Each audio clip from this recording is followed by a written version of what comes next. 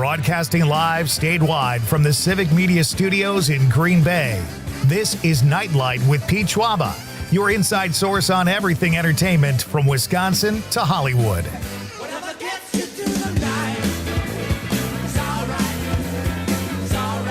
And now, a guy who thinks chickens dream of one day being pot pies, Pete Schwaba. Hey, welcome to Nite Lite, ladies and gentlemen. Happy Thursday, everybody. It is the Christmas Eve of weeknights. Joining me again tonight for this episode of Nite Lite is the wonderfully talented, very sharp, incredibly smart, dynamically handsome Aaron Zommers. Hey, buddy. You know, I'm not the one who decides whether or not you get a raise. Oh, then it's Aaron Zommers. You don't have to say all that. Some people just call you Zommers. I never know how I feel about that. Like, you don't seem to mind, but I don't know if we were never in the same frat together, so I don't know if I should call you just by your last name. And we haven't known each other that long. So I honestly, I will call you whatever you prefer, buddy. As long as you don't call me late for dinner. What? No one's ever made that joke before. No, I don't think anyone's ever made that joke before to me. So we made radio history here tonight. Great to have you partnering up again tonight. Thank you, buddy. We have a fun show tonight. And, you know, that intro you used said something about McNuggets. I can't remember what I did with that story, but remember there was a story about McDonald's having McNuggets and offering caviar sauce. What on earth? Would you ever try that? Yeah, here's what it is. So McDonald's is debuting McNugget caviar for Valentine's Day. Coming up soon.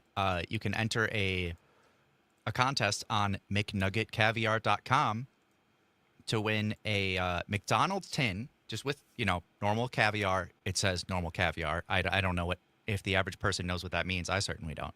But anyway, normal caviar in a McDonald's tin and a $25 McDonald's gift card so that you can go and get some McNuggets to dip in the caviar. I mean, what is the grossest part of that? The caviar? I've had caviar maybe once or twice, whatever. But McDonald's nuggets, like, who's the loser in that pairing?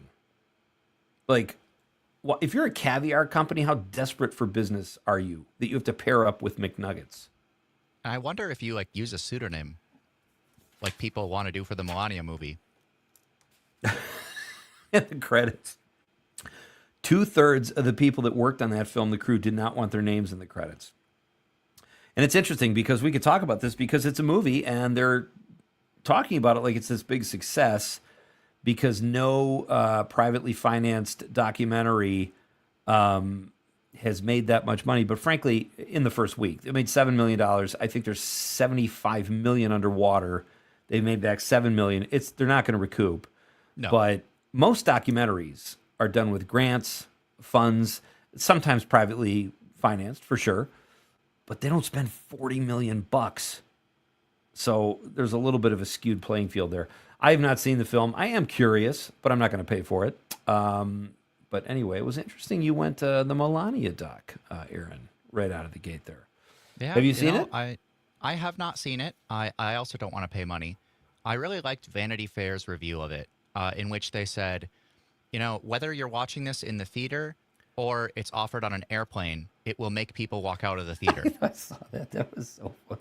And then the memes are going around, people walking off planes, There was a great reel I saw a couple of years ago where there was this independent artist, this girl, she had a guitar, and she's on the subway in New York. And she says, "Hi, everybody, I'm so-and-so," and I can't remember her name, but she says, "I don't want your money, I'm just putting out a video," and she starts playing the guitar while she's getting bounced around on the subway. And this dude pries the doors open and jumps off a subway going full steam. And I don't know how they did it, but it was absolutely hilarious. You could go down that rabbit hole, right? Of the reels. Sometimes I lay in bed at night and I'm like, I never should have brought my phone into bed because this is trouble. Oh, absolutely. The other one I saw is everybody and their brother has a podcast, Nite Lite included. We're radio first, then podcast. But a friend of mine posted something a couple of years ago. A guy was about to step off a cliff and he said, no, really, tell me more about your podcast as he's about to jump off a cliff. Gorgeous stuff. Hey, welcome, folks. We have a great show planned for you tonight. Wherever you're joining us from, it is great to have you. We're going to talk some movies tonight. This is exciting, Aaron. I don't know if you saw the guest list, but I know you're a great producer and you do your homework, so I'm going to assume you did. But we've got Hudson Henley on the show tonight from the movie Song Sung Blue. Now, have you seen that film? I have not. No, I've been bad about watching new movies. I've mostly been catching up on old movies. Okay. I say old, but like, I don't know. Blade is from 1998, so it's as old as I am. Okay. Well, that's a good one. Blade is good. I mean, you were supposed to watch Dumb and Dumber last night. I don't know if you remember that. Yeah, I went to bed. What do you So, got no, against going to assignment bed? failed. Okay. Tonight? Is it a possibility? It is, I don't have to get up super early tomorrow. A little bit, because I have a drive, but not too bad. Okay. I got to find what it's on, make sure I have access to it. It's got to be. I would assume that's probably, you could probably stream that for free. I don't know 100%, but I would imagine if you do some digging. You're a resourceful guy. Anyway, Hudson Henley will be here from the movie Song Sung Blue. And I will say this, and I'm not just saying this, my favorite scene in the whole movie involves Hudson, and it's near the end of the movie. We'll talk to him about that. He did a great job acting opposite Hugh Grant and Kate Hudson. Just a great cast and a really fun film, especially if you're from Wisconsin or the Milwaukee area, because it's based on Lightning and Thunder. Mike and Claire Sardina, their Neil Diamond tribute band, has been turned into, well, it was a documentary first, as we learned from Molly Snyder last week, and now it's a feature film. So there you go. So we will talk to Hudson at 5:35, coming up right after news, sports, and weather at 5:30. And then, are you ready for this? Have you ever produced, Aaron, when we've done the popcorn pick of the week? I don't think I have. Okay. Oh, well, I was watching once when you did the popcorn pick of the week when it was Todd Albaugh who had a very fun outfit, wearing like a tutu and a cowboy hat. He talk about, that is still, the bar is still set way too high. Todd outdid himself, and that was, and he, you know what, he did it again, and then he was like somewhere in Madison where I think Buddy Holly jumped out of a car or something like that, it was where Elvis got or talked down talked down a fist fight. There Broke were some up a people fight. beating someone up. He hops out and he's like, "You guys stop that!" And they're like, "Oh, it's Elvis. Okay, we'll stop." I'm a good singer. You should fight. Okay.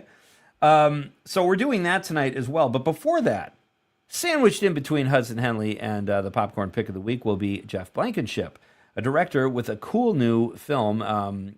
He just won some award for it. We're going to talk to him about that. He's also very involved in the Door County Film Festival, which is just about a week away. And we'll talk to Jeff at 6:10. And then the popcorn pick of the week happens at 6:35. And we've got a jam-packed schedule here.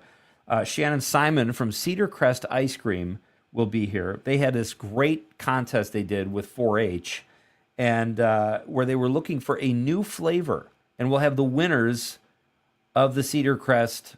I have to find what the title is again here. The winner of the Cedar Crest We Need a Big Flavor Creation Contest, also known as the Cedar Crest Ice Cream 4-H Flavor Creation Contest, will be here. And the winners will be here. Ann Jarosky, she is the adult leader of 4-H, and Hope Irath will be here. I hope I'm saying her name right. Well, she is the youth president of 4-H.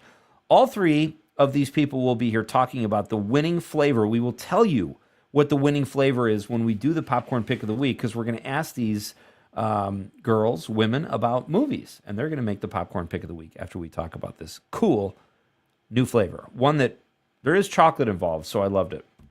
Yeah, I'm looking forward to that. Absolutely. Have you? Were you a part of 4-H when you were a youth? Yeah, I was. I wasn't as much in the farm related side of things. The 4-H club I was in mostly did more scientific stuff. We did Rockets for Schools, a program. I'm not sure if it's still around, where we did model rockets. You get like the class A, B, C engines, these little, I don't know, lip balm and bigger sized engines. We went up to ones that were like H and bigger, just huge, and have like 6.5 foot tall rockets, and then do science experiments in them and compete to see whose was the most interesting and successful. It was really cool. That's 4-H? Our 4-H club did I thought that. it was all like It's a farm separate thing. stuff. Okay. Interesting. All right. Well, We'll do some 4-H talk tonight and Cedar Crest ice cream. And then in Act 3, folks, I'm very excited for this guest. We've finally figured out a way to get her on the show, Devika Giddish. She is a film critic based in New York City and the editor of Film Comment magazine and a film critic. And her reviews are all over Rotten Tomatoes. She does great work, and she's really fun to talk movies with. So we'll do that in Act 3. So there you go. There's your show. Coming up in the second segment tonight, we will spotlight our Wisconsin Olympic athlete. And another good one. Boy, we've got, I don't know if this is normal. The person we're going to feature tonight is like our third athlete we featured that's in the military. And I didn't realize that was such a thing. But we'll tell you who that is in the second segment. We've got lots to get to and lots to talk. But first, folks, I think it's time we get to our Nite Lite question of the night. Let's talk about the question. Okay, question. Question. Question. Pregunta. Question. Question. Hey, I have a question. Questions? This question. Domanda. Question. Question. Questions. All right. It is the dead of winter. And yesterday was National Soup Day. So tonight's question of the night is, what is your favorite winter soup? How do you like that one, Zommers? Soup is a good food. Soup is I'm great on board. food, especially during the winter. So, I mean, there is nothing like a bowl of soup in the winter. So it is the dead of winter, and yesterday was National Soup Day. What is your favorite winter soup? We've got some great responses on social media, but let us know what you think. 855-752-4842, 855-75-CIVIC. You can also text us on the app. If you have not downloaded it, you're missing out, folks. Go to the Civic Media website and download the app today. If you're watching the radio on the stream at Facebook, YouTube, or X, you can drop us a stream comment. Let us know what your favorite winter soup is. I have a few. I'm going to try to narrow mine down before I say, because I like soup in the winter more than in the summer. And you can't really ask this. This is not a summer question, because everybody just like gazpacho. I'll eat soup in summer, but I understand that not everybody is that dedicated. Correct. Not everyone is as dedicated to soup as Aaron Zommers. So we'll read some text. We've got. I wanted to get to this yesterday, but we did. The guy that stole the plane. The guy stole 2 planes, and as it turns out, he was high on meth, and he didn't have a pilot's license. And I know this is reliable, Zommers, because it comes from a website called motorbiscuit.com. Oh, well, of course, the most well-known and authoritative source. People who use meth and steal planes. They have cornered the market on those stories. I will say this. It said he doesn't have a pilot's license. Now, maybe he had some flight experience, but maybe it's one of those things where you get in the zone, like when you play pool and you've had a couple drinks and you're great. It could be the same thing with flying planes when you're on meth. It's like it's like, whoa, it all comes to you and you feel it, right? Maybe just played a lot of Microsoft Flight Simulator. I don't know. Is that a thing? It is. And it's actually, I haven't played it myself, but as I understand, it's pretty accurate. Try that without the meth, folks. That's my advice to you. We are coming back to give you our Olympic Athlete of the Week. It's Pete Schwaba and Nite Lite on the Civic Media Radio Network.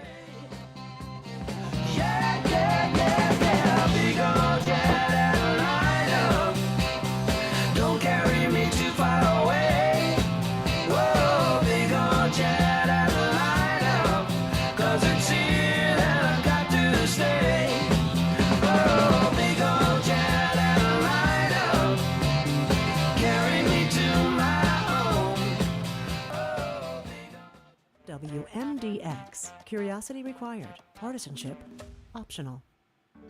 Allure Intimate Apparel redefines what it means to feel confident, celebrating every woman, every shape, and every size. Their expert bra fit specialists offer a refined, pressure-free experience designed for comfort, beauty, and ease. Bra, sleepwear, swim, and lingerie, Allure has it all. With a personalized touch and a commitment to service, Allure helps you feel supported every single day. Visit Allure's new location in the Hilldale Shopping Center, where bra fittings are their focus. Visit AllureFits.com. That's AllureFits.com.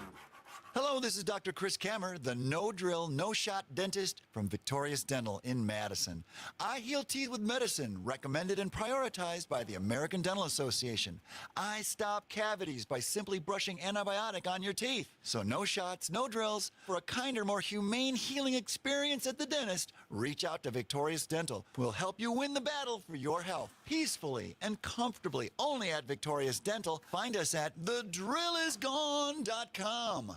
Looking to grow a career? David J. Frank Landscaping is hiring. Enjoy competitive wages, opportunities for professional growth, and a supportive team environment. No experience necessary. Yes, David J. Frank provides paid training. Enjoy the benefits of working at one of the top green industry companies in the country. If you're just looking to make some money on the side, David J. Frank is also hiring for snow removal. Call 608-283-9276 or visit davidjfrank.com/jobs and see if this is the team for you. Aho, this is Robert Pilot of Native Roots Radio. On our show, we share stories from Turtle Island, highlighting the people and issues shaping our communities. From protecting water to treaty rights and preserving languages and traditions, we cover it all. Hear voices like Arvina Martin of Emerge, Wisconsin, Dr. Stately, Robert Lilligren, and more. Because Native issues are human issues, and human issues are Native issues. Native Roots Radio, weeknights.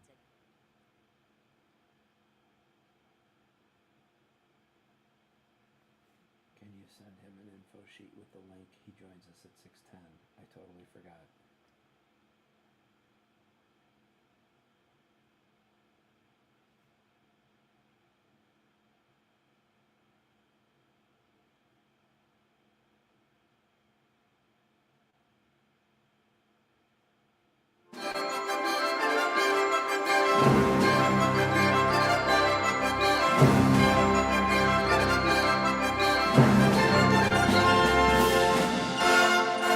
All right. It is Thursday night, folks. We are just, the opening ceremonies are tomorrow in the Olympics. I have that right, Aaron? Tomorrow. I think What so. is today? Yeah, February 6th.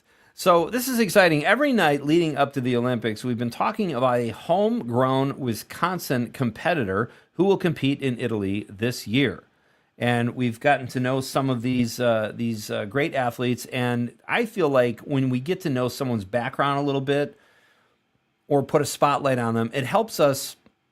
It just makes it more fun because it gives us someone to root for. And that's the same almost in any sporting event. When you know someone's story, if I knew, I'm not really a hockey fan, but if I knew some guy had battled back from a horrible car accident, learned how to walk again, whatever it is, wife divorced him after he had a cocaine problem, I would be interested. I would have a vested interest in that guy. Though Now, I would question his choice to go into hockey after having had a bunch of limbs broken in a terrible car accident. Like, I don't know, you're just asking to have them broken again. You know what? That was sort of a hypothetical. I didn't really. Okay, I'm reading too far into it. Well, he already knows pain. So a hockey fight to this guy is nothing. Bring it on. That's what I would say if I were a said hockey player. But I love your attention to detail. So all week we've been meeting, and last week we've been meeting these athletes. Tonight's athlete is a straight shooter. There is no horrible divorce or drug problem or car accident or anything. His name is Ben Loomis, and he is 19 years old, Aaron, originally from Eau Claire, Wisconsin. And he is he's in what is called the Nordic Combined category. You know what that is? No, I do not. Okay. So when he was like 4 years old, he started cross-country skiing. And then I think when he was like 6 years old, he learned how to ski jump. So it's those two sports combined in the Winter Games. It's called the Nordic Combined. And there's just a couple tidbits about Ben. I couldn't really find much about his family, but he loves to listen to music when he trains. He has been in the Army, I believe, since, recently. He's only 19. Let's double check his age. I think he's actually 27. Okay, that didn't seem right. He joined the Army when he was 19. My bad. Okay, there we go. So this guy has been in the Army since he was 19. So he's pretty tough, right? And he's out there cross-country skiing and ski jumping. In 2016, I think he got the silver medal in the Olympic Games, or the Youth Olympic Games in Norway. So ski jump and cross-country, Ben Loomis, 27 years old, been at it for a while, native of Eau Claire, Wisconsin. and he is competing in the Nordic combined event. Which of those two is more excited for you? It was more exciting for you, Aaron. The Nordic combined or...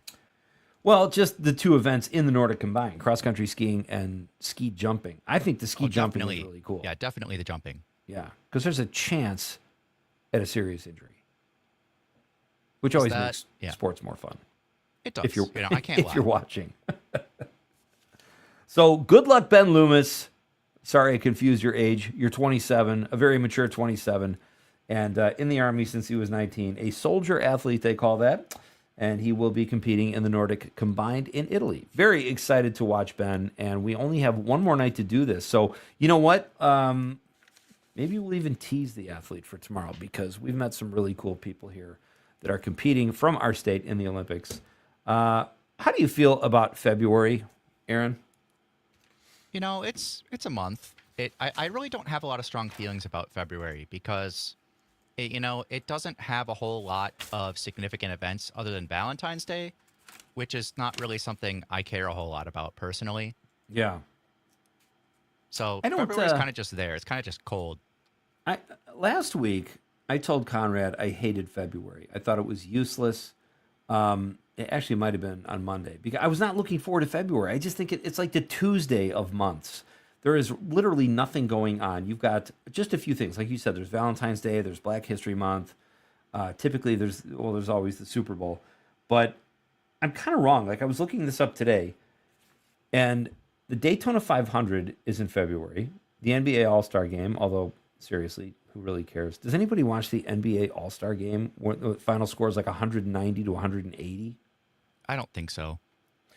Especially... like, people don't want to play in it. Why would people watch it? Correct. But I did find, so I stand corrected. I did find some cool things about February. On TV, I'm a big fan of color television. The Muppet Show was on last night. That's kind of cool. The new Burbs show, based on the 1989 Tom Hanks movie. Great movie. Offbeat movie. Did you ever see that one? I did not, no. I'm going to make a list for you, buddy. Okay, I appreciate that. Okay. I'll add it to my already extensive list. All right, fantastic. And season 24 of Family Guy starts the 15th of February. You've got the newest Dick Wolf show, CIA, which drops on CBS the 23rd. The Voice, if you're into that kind of thing, returns on the 23rd. Survivor. What season do you think they're on in Survivor, Aaron? I'm going to guess 90. You're almost half right. 50. And the new Scrubs reboot premieres on ABC, which is great. Anything to get those two guys off those T-Mobile commercials, I'm all in favor of. You've got some big movies hitting the big screen. Crime 101. I remember doing a report on that on the Hollywood Beats. That looks like a great caper film with Chris Hemsworth, Halle Berry, and Barry Keoghan, and Wisconsin native Mark Ruffalo. Very excited to see Crime 101. And then you've got a new animated movie, Goat, with Steph Curry, Nick Kroll, Jelly Roll. Scream 7 is in the theaters. And National Pizza Day is on the 9th. So I have to apologize to February. It's not so bad. Got a little more going for it than maybe you thought. The weather just sucks. It's still the Tuesday of months. Hey, when we come back after the news, sports, and weather, Hudson Henley will be here from Song Sung Blue. Ladies and gentlemen, you won't want to miss that. It's Pete Schwaba and Nite Lite on the Civic Media Radio Network.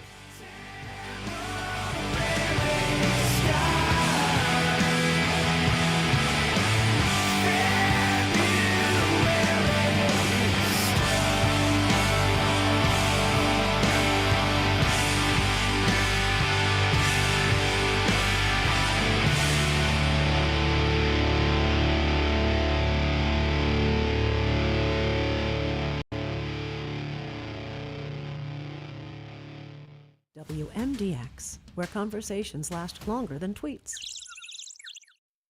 This report brought to you by Downtrins Distilling, making fun flavored spirits with local produce. Attend a tasting. Book today at downtrins.com. For Civic Media News, I'm Melissa Kay. A northern Wisconsin tribe is addressing growing concerns over immigration enforcement and tribal sovereignty. Maddie Schaefer reports. The Bad River Band of Lake Superior, Chippewa held a community forum Monday night after recent reports of immigration and customs enforcement activity on the reservation. According to the Wisconsin Examiner, tribal leaders have raised alarms after reports that Native Americans were picked up or questioned by ICE during enforcement operations in the Twin Cities. Tribal chairwoman Liz Arbuckle spoke about the stress the community is facing. It's unnerving. We've seen Native people picked up in Minneapolis. We've heard those stories. We've seen those stories. So we are unnerved. So a little extra preparedness, thoughtfulness, kindness, it won't go amiss. That's for sure. Leaders urged members to carry tribal enrollment ID along with a photo ID. Arbuckle says that tribal IDs are free for enrolled Bad River members and can be updated if needed. Other tribes may also offer similar services. They also highlighted statewide resources such as the Native American Rights Fund, the ACLU of Wisconsin, and Legal Action Wisconsin, which can help tribal members understand their rights and create personal safety plans. State Representative Angela Stroud of the 73rd Assembly District spoke about ICE activity across the region. You know, it's targeting urban areas, but it's not limited to urban areas. Rural areas are also being affected. And so it's not that we know they're going to come, but we need to be prepared because it's happening throughout our region, even if it's focused on Minnesota right now. Several tribes, including Bad River, Lakota, Oneida, and Ho-Chunk, are notifying members that agents cannot enter a home without a judicially signed warrant. Wisconsin tribes are issuing guidance on documenting encounters, accessing legal help, and creating personal safety plans. I'm Maddie Schaefer. And I'm Melissa Kay for Civic Media News. Find news anytime at civicmedia.us. On your entertainment beat, I'm Pete Schwaba. Catherine O'Hara passed away last week at the age of 71 to the surprise of her friends and the general public. As it turns out, she and husband Bo Welch kept an illness she had a secret and managed it privately.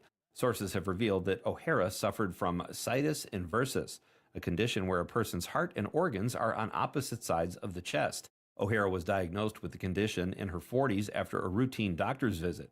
The idea that the condition contributed to her death is still just speculative, but she was rushed to the hospital with breathing issues before passing away. Praise and compliments have been rolling in since O'Hara's death from people like Amy Schumer, who says there was no one funnier. Olivia Munn called her the kindest person in the business. And longtime friend Michael McKeon said there was only one Catherine, and now there is none. For more showbiz fun, tune in to Nite Lite with me, Pete Schwaba, weeknights from 5 to 8 p.m. on the Civic Media Radio Network. This report brought to you by Sugar River Pizza, your catering expert. Host your party in their gorgeous Sun Prairie location or a venue of your choice. SugarRiverPizza.com. I'm meteorologist Mace Michaels. Cloudy tonight, some drizzle and snow showers. Temperatures drop through the 30s and continue to fall back into the 20s Friday afternoon as the sky clears out. Dry and mild this weekend. High near 20 Saturday, 30s return Sunday. Current temp is 30. Civic Media Mornings. I'll be honest, I don't mind public transportation. I will take it when necessary. I don't like it because I'm a germaphobe. I don't know what people have touched. I don't know who's touched things. And so family vacations always were extra special because we just walked around saying, don't lick that. Why is that in your mouth? Please don't. That's disgusting. He doesn't walk around just licking things, thankfully. But he... Not since the restraining order. Catch Jamie Martinson and Brian Noonan at your local Civic Media station. Weekdays, 6 to 8. Would you like to contact Congress and let them know your views about issues that are important to you? Leave a message for your U.S. representative or your senator by calling the Capitol Switchboard at 202-224-3121. Phone lines are open from 9 a.m. to 5 p.m. Eastern Standard Time. Standard phone rates may apply. To send an email, go to senate.gov or house.gov for more information. All right, A public just service us right message now, from 20 the Civic seconds. Media Radio Network. What's that? Aaron?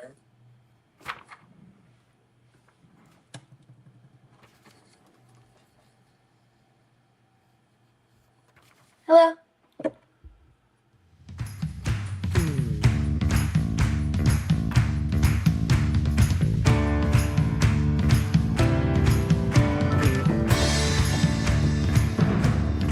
Welcome back, ladies and gentlemen. Great to have you here.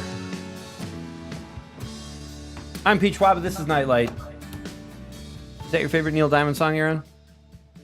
I don't know. It's just one that I know was in the movie. They're all fantastic. He is talking about, of course, the movie Song Sung Blue, and I'm very excited. My next guest is one of the stars of that hit movie, and he plays Dana, the son of Kate Hudson and stepson of Hugh Jackman's characters. It is my pleasure to welcome actor Hudson Henley. Hey, Hudson, how are you? Hey, I'm doing great. How are you doing? Doing very well. You look very presentable. That is an Thank outstanding, you. smart-looking sweater. I love it, Thank buddy. you. Thanks for making the effort. Thanks for having me. Oh, my pleasure. Love the movie. It was so much fun to watch. We'll get to that in just a moment. How are you doing tonight? Are you in a good mood? Are you? Where are I'm you doing joining us wonderful. from? I'm joining you from Nashville, Tennessee. Oh, outstanding! Beautiful city. Thank you. Is that a good place for an actor to live and be based out Yeah, of? it's Okay. wonderful, especially for music. It's a great city for music. Are you a musician too?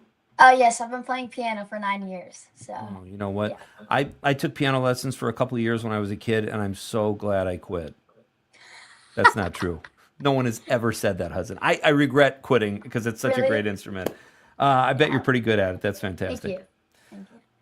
So our question every night, Hudson, we do a question of the day, and tonight's question is: at least up here in Wisconsin, it's cold, it's winter, and yesterday was National Soup Day. So Mhm. my question is: what is your favorite winter soup, if you have one? My favorite winter soup. I would have to say chicken noodle soup. I love chicken noodle soup. You cannot go wrong with chicken noodle You soup. That is cannot an go wrong. excellent choice, my Like friend. a classic Campbell's chicken noodle soup. It's Yeah. Oh, that's outstanding. I love it. All right, so you're part of this great movie. You seem like you're kind of starting out in your career. I know you've done some other stuff too. You're obviously a musician. That's exciting. But what was your experience like on Song Sung Blue? It was just so amazing. I got to work with the biggest names in the industry. Yeah. Hugh Jackman, Kate Hudson, Jim Belushi, Ella Anderson, who I grew up watching in Henry Danger. That was my kind of childhood TV show. Yeah, it was just such a great experience. I got to be around so many really nice people, and I just Yeah. loved every second of it. I can't even imagine. I have a weird story. When I was in college in Chicago, I worked at a kids club. I was just starting out my own career, and I was the coach of Jim Belushi's kid, Robert. He was part of the kids club, and I actually remember talking to Jim Belushi a little bit, and Yeah. I got such a kick out of the guy. Was he He's fun? such a funny guy. He's Is- such a funny guy. He just walks into the room and then in 1 minute, I'm not even exaggerating, the whole room's just laughing their butts off. It's crazy. How did is he like that? Is he pulling pranks? Is he just making wisecracks? What's his He's style on making the set? jokes, he's making he's doing everything. Yeah. Honestly, he's doing everything and he's just so fun to be around. He's so fun. He's so charismatic and he's really got some also like great stories. I bet. And yeah, he's a great guy. You also worked with, there was Fisher Stevens, who's another great Chicago Oh, stage actor and done some good things. Michael Imperioli from The Sopranos. Sopranos. Was it like, you must have been like wide-eyed on the set, getting to work with not to Yeah. mention Kate Hudson and Hugh Jackman. I mean, Yeah. did everybody get along? Yeah, everybody got along great. The chemistry of the cast was unbelievable. And it's just, I was so starstruck. The first time I saw Kate Hudson and Hugh Jackman, they came up to me and they were like, hi. And I just stared at them for a solid 30 seconds. I didn't say anything. Just air was coming out, like no words. That is It so was- fun. I was so starstruck, but then once I got to know them, they were so unbelievably kind to me. They really just took me under their wing, gave me some advice, and just acted like my step parents, which was great. That's so great. Did they teach you things? Like they've both been Yeah. around for so long and they've had great careers and they're sure. so talented. Who did you like to watch the most, and what did you learn from any of these actors? Well, I like to watch all of them. It was really a gift to see them in their element. You know what I mean? Yeah. Putting together this art project, you can think of it as. Yeah. Just all of them contributing, and to see now the final product on big screens everywhere. It's just so awesome. Yeah, everybody was so nice to me. I mean, Hugh Jackman, taught me that like everybody like trust yourself, trust your gut instinct. Don't Yeah. let anybody take advantage of you, which I thought was great advice. And Kate Hudson just told me to, stick to what you love doing. Just always, if you don't like acting, if you end up don't like acting, don't do acting. Do what you absolutely love, Right. because that's what's gonna get you places, which I thought was really cool.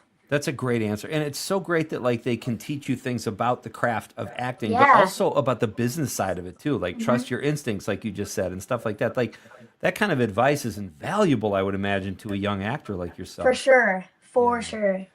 So this is your first big movie credit.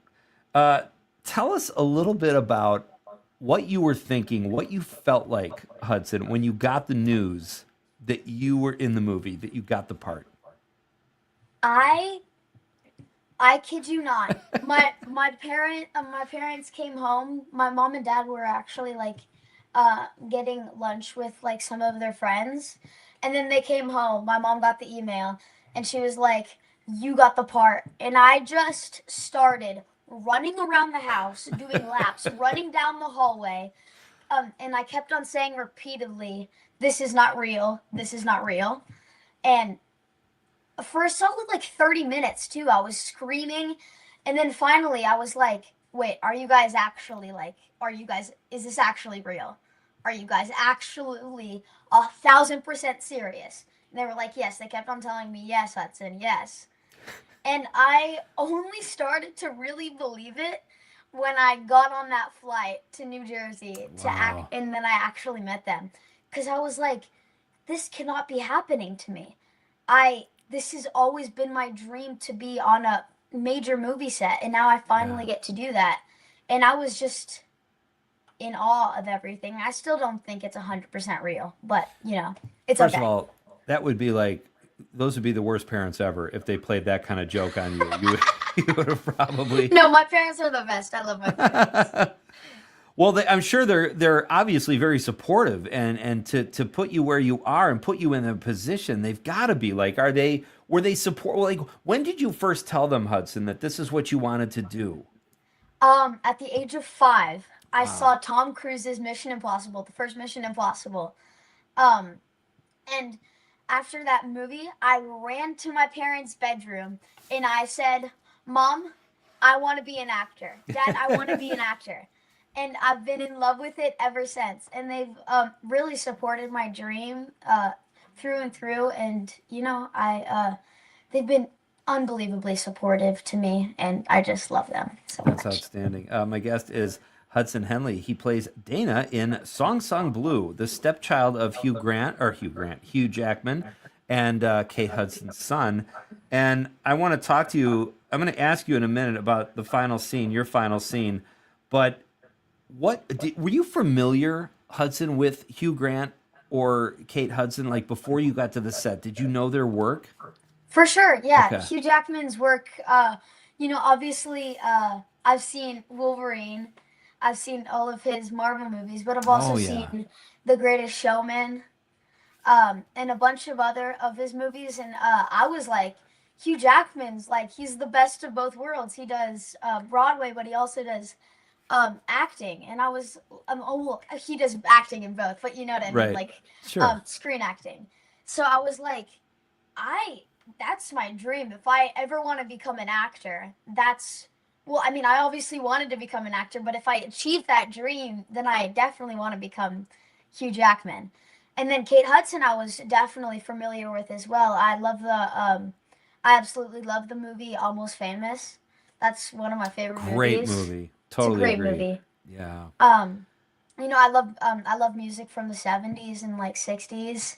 Nice. So that was that was a really cool movie. And my mom absolutely loves Goldie Hawn and Kurt Russell. So I was like, yeah, that's really cool. And I was like, so get this, the premiere, I got to meet the one and only Goldie Hawn at the premiere of the movie. I was What? like, Oh my gosh. excuse me, I was like, don't even believe this. I have to this be is honest not with real. you. She's an icon. Kurt Russell's an icon. Oh yeah, for but, sure. But I will say, and this is just my opinion, Hudson, that I think Kate, she's surpassed them. She is so good. Yeah, honestly, Well, she was great in yes. Almost Famous, like you said, but in Song Sung Blue, she's Oscar nominated. Obviously, you're pulling for her. What do you think her chances are? I think. Well, I obviously am a little biased. Yeah. But I think that she has a solid chance. I agree. Um, I hope she wins. I really do. I do too. Sorry, I really do too. I think she has like an 80% chance of winning because she is so good. I don't know. I don't want to spoil the movie, but the way she handles the accident and the way she acts like that, it gives me chills. It's giving me chills. Yeah, it was spectacular. She was great. So amazing. No question about that, and very well said. I want to ask you, before we get to a break, I want to tell you this, and I was not expecting this to be the case. So when someone from your team reached out to me to have you on the show, I was thrilled because I had just seen the movie. I was kind of late to the party. My favorite shot, or my favorite scene in the whole film, is when you're watching the video of Mike or Hugh Jackman. Yeah. That is such a sweet scene, and you were so natural in it. How were you coached, or is that your natural talent? Obviously, it's collaborative, and you were directed and all that kind of stuff. But what were you thinking? What were you thinking when you thought, I have to approach this scene? How am I going to do this? What was on your mind? I'm a bit of a method actor, so Okay. I was kind of imagining that was actually my dad, and I just got really emotional inside. But I didn't. I wanted to show, not tell, so I didn't want to I wasn't gonna cry. I wasn't gonna be like, oh my gosh, but I was gonna feel it.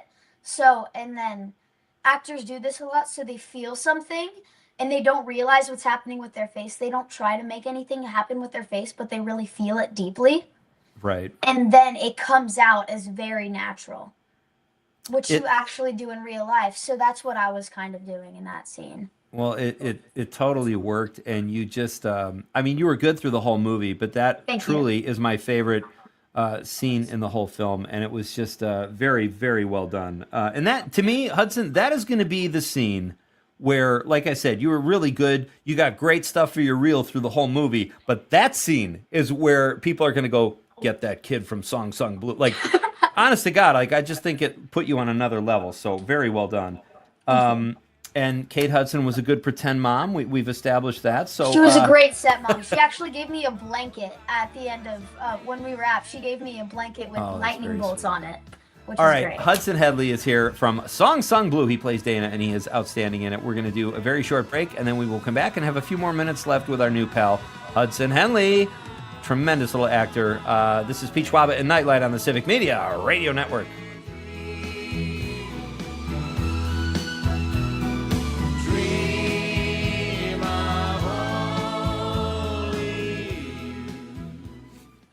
From campus protests to Capitol politics. If it happens on the Isthmus, you'll hear it here. 92.7 WMDX. Real news and great conversation. All right, we've got a couple of minutes until we're back. Hudson, is there a song from the movie that's your favorite? Song from a movie that's the favorite. Oh, that's a great. We're not live, Mom. Song from a movie that's. Crunchy Granola Sweet. I love Crunchy Granola Sweet. Okay, sounds good. We can do that one on the way back in. Hudson, I meant to say young actor, and I said little actor. I don't know what I was thinking. You're good. So, that's my bad. And tell him it's Hensley. What? Hensley, not Henley. What do you mean? Tell him Hensley. What do you mean Hensley? Not Henley. Oh, I think you're saying Henley. Oh, I did say Henley. I apologize. Hudson Hensley. That's right.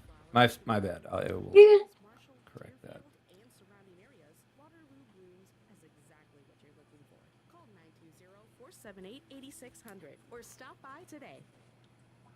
Hey there, Wisconsin. Tom Hartman here. Democracy is not a spectator sport, so join me each and every weekday right here on Civic Media for the Tom Hartman program from 11 a.m. to 2 p.m. Do you know how long the break is? Yeah, we're back in just under 2 minutes. Great, thank you. Get involved and tune in to the Tom Hartman program Monday through Friday from 11 a.m. to 2 p.m. right here on your local Civic Media radio station. You wanted to be cool, which led you to smoking, which led to a pack a day. Then you met that special someone, which led to starting a life with them, which led to wanting to live longer, which led to quitting. Then you heard you may be at risk for lung cancer, which led you to getting a low-dose CT scan. If you smoked, get scanned. Talk to your doctor and learn more at savedbythescan.org. Brought to you by the American Lung Association and the Ad Council. Being blind doesn't look how others may think. Retinitis pigmentosa aimed to overwhelm my family. It tried to cut me down. I know where to find support. Learn more at fightingblindness.org, a public service message from the Foundation Fighting Blindness. From the Capitol to your kitchen table, Madison's biggest stories live right here on 92.7 WMDX. Join me, Tom Hartman, each and every weekday from 11 a.m. to 2 p.m. to the Tom Hartman program right here on Civic Media. I talk about the issues that all Wisconsinites can get behind, how we're leading our economies.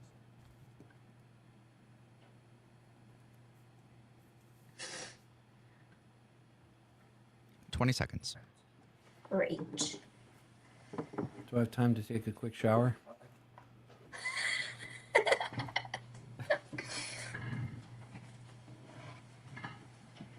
I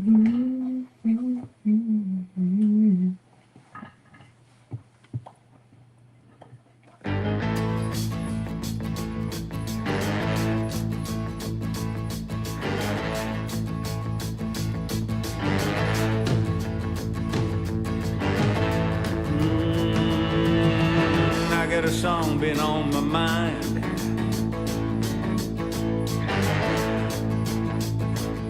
And the tune give me song and the words all rhyme. So great. That is Hugh Jackman. That is Hugh Jackman, right, Aaron? That's not the real Neil. Okay. Hudson Mills. Okay, great. That was so great. The great thing about this film, folks, welcome back, by the way. My name is Pete Schwaba. This is Nite Lite. We're talking about the film Song Sung Blue with one of the main actors in the film, Hudson Hensley, is my guest here. I called you Henley earlier. I apologize for that, Hudson. But you will forget, like, some of the music in this movie I had forgotten about. Like, the music is so fun. Did you know about Neil Diamond before you were in the film? Of course, everybody knows Neil Diamond.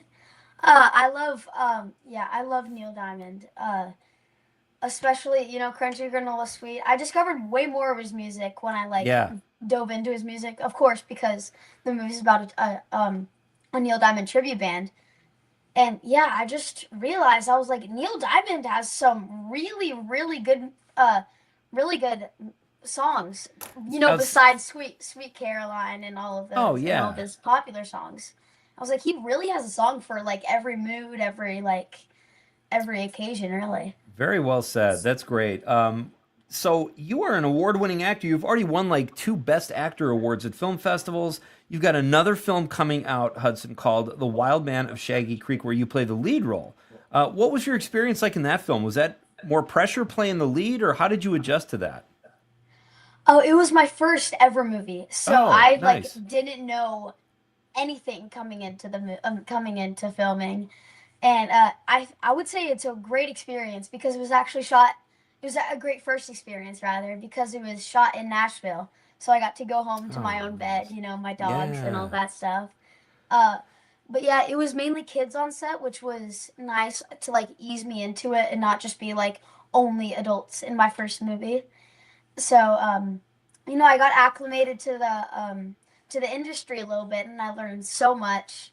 And everybody was really nice to me, kind to me, and yeah, I loved it.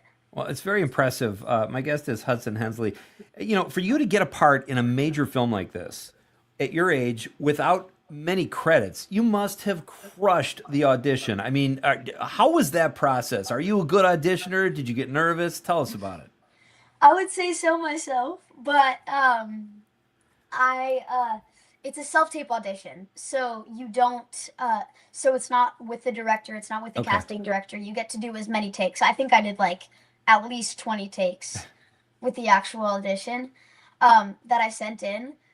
So yeah, you go and you film yourself with your ring light, and then you got your phone, and you got a blank background, and then you do the lines that they give you, and then you send the audition in, and then I didn't hear back for like 3 months, and then they were like, "You're still being considered. We'd like to call you back." Oh, And nice. so then I got on a Zoom with them, and then I performed my lines live with the director, the casting director, and yeah. And then they didn't call me back for another 3 months. Oh man. And then in like October of 2024, they were like, okay, we need you to be in New Jersey in a week. And they called my mom and they were like, you need to be in New Jersey with Hudson in a week. And she was like, excuse me, what? And then they had to explain to her that was for the movie. And I was like, okay, I am not getting that I am not getting that role because it's been 3 months. They haven't said anything to Yeah. me. I'm like, okay, I'll move on. Maybe I'll get the next audition. So, and That then is- I was, and Go then ahead, I was sorry. in the middle of filming The Wild Man of Shaggy Creek when they called my mom. So luckily, it lined up perfectly with the ending. So I had one day in between to pack for Song Sung Blue and then to get flown to New Jersey for 3 months to shoot the movie. Man, what a Yeah. great story. Thank you for letting us live vicariously through you. This is so fun to hear this. Hey, we have about a minute left, Hudson, and thank you for your time. I hope this leads to so much work for you and your career just takes Thank off. you. What are you, I ask a lot of my guests this because I love to talk about color television. What are you watching? Are you binge watching anything? Yes, I'm actually in the middle of watching Suits. Oh, I don't- nice. Yeah. That's a I good just show. discovered that on Netflix. I was like, okay, I just finished just finished a bunch of movies. I haven't watched a TV show in a while. Okay, let me see what's on Netflix. And then I'm like, okay, Suits pops up, and I'm like, you know what? I'll give it a try. And then I watched the pilot, and I'm like, okay, I'm hooked now. So now I'm on season 3. Oh, not, and you've got so many seasons to watch. I love finding a Yeah. show when it's like, oh my God, there's 11 seasons. Yeah. This is going to be There's fantastic. 9 seasons in Suits, and I'm like, let's go. Well, you've earned a little TV time. Keep up the great work. Break a leg in all your future endeavors. And please come Thank back you. and talk to us sometime when you're the new For Tom sure. Cruise and doing all the new Mission Impossible movies. That would be a lot of fun. So it's been great All chatting right. with you and getting to know you. And keep up the great work. Thank you. You're welcome. All right. That's Hudson Hensley, folks. A really, really solid young actor who just crushed his role in Song Sung Blue. And I am sure we're going to see a lot more of him in the future. What I was thinking, Aaron, with the Henley. Maybe I was thinking of Don Henley? Maybe. I wouldn't be one to say. You wouldn't know. That was really fun. Check out, folks, Song Sung Blue, a great movie. And, you know, I said this before. It only matters to people here in Wisconsin. But it would have been fun if the film was actually shot in Milwaukee, Mike and Claire's hometown. But to be honest, regardless of that, it's a really fun movie with tons of charm, tons of heart, and obviously great music. And as I've witnessed firsthand, really great acting with Hugh Jackman, Kate Hudson, and Hudson Hensley. There you go. All right, we are coming back, folks. We are going to break for the news here, and we will be back with Act 2. The Popcorn Pick of the Week is coming up, and director Jeff Blankenship. And we'll read some of your texts. All kinds of fun here on Nite Lite, folks. Great to have you here. It's Pete Schwaba. We are coming back on the Civic Media Radio Network.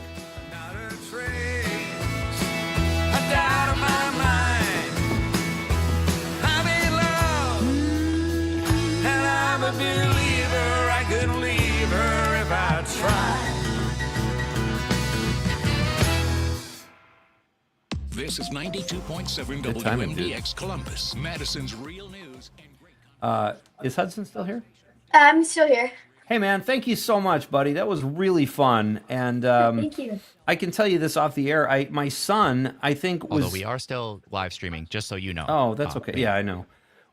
He was in that same festival you were, and he won a Best Acting Award, too. So when I saw you won that, I'm like, oh, my God, I can't wait to tell my son. He's much older than you. He's like 24, but really good stuff. And I really appreciate your time. And man, Thank you. Keep up the great work. You're just fantastic. It was really fun getting to know you. Thank you. All right. Have a great night.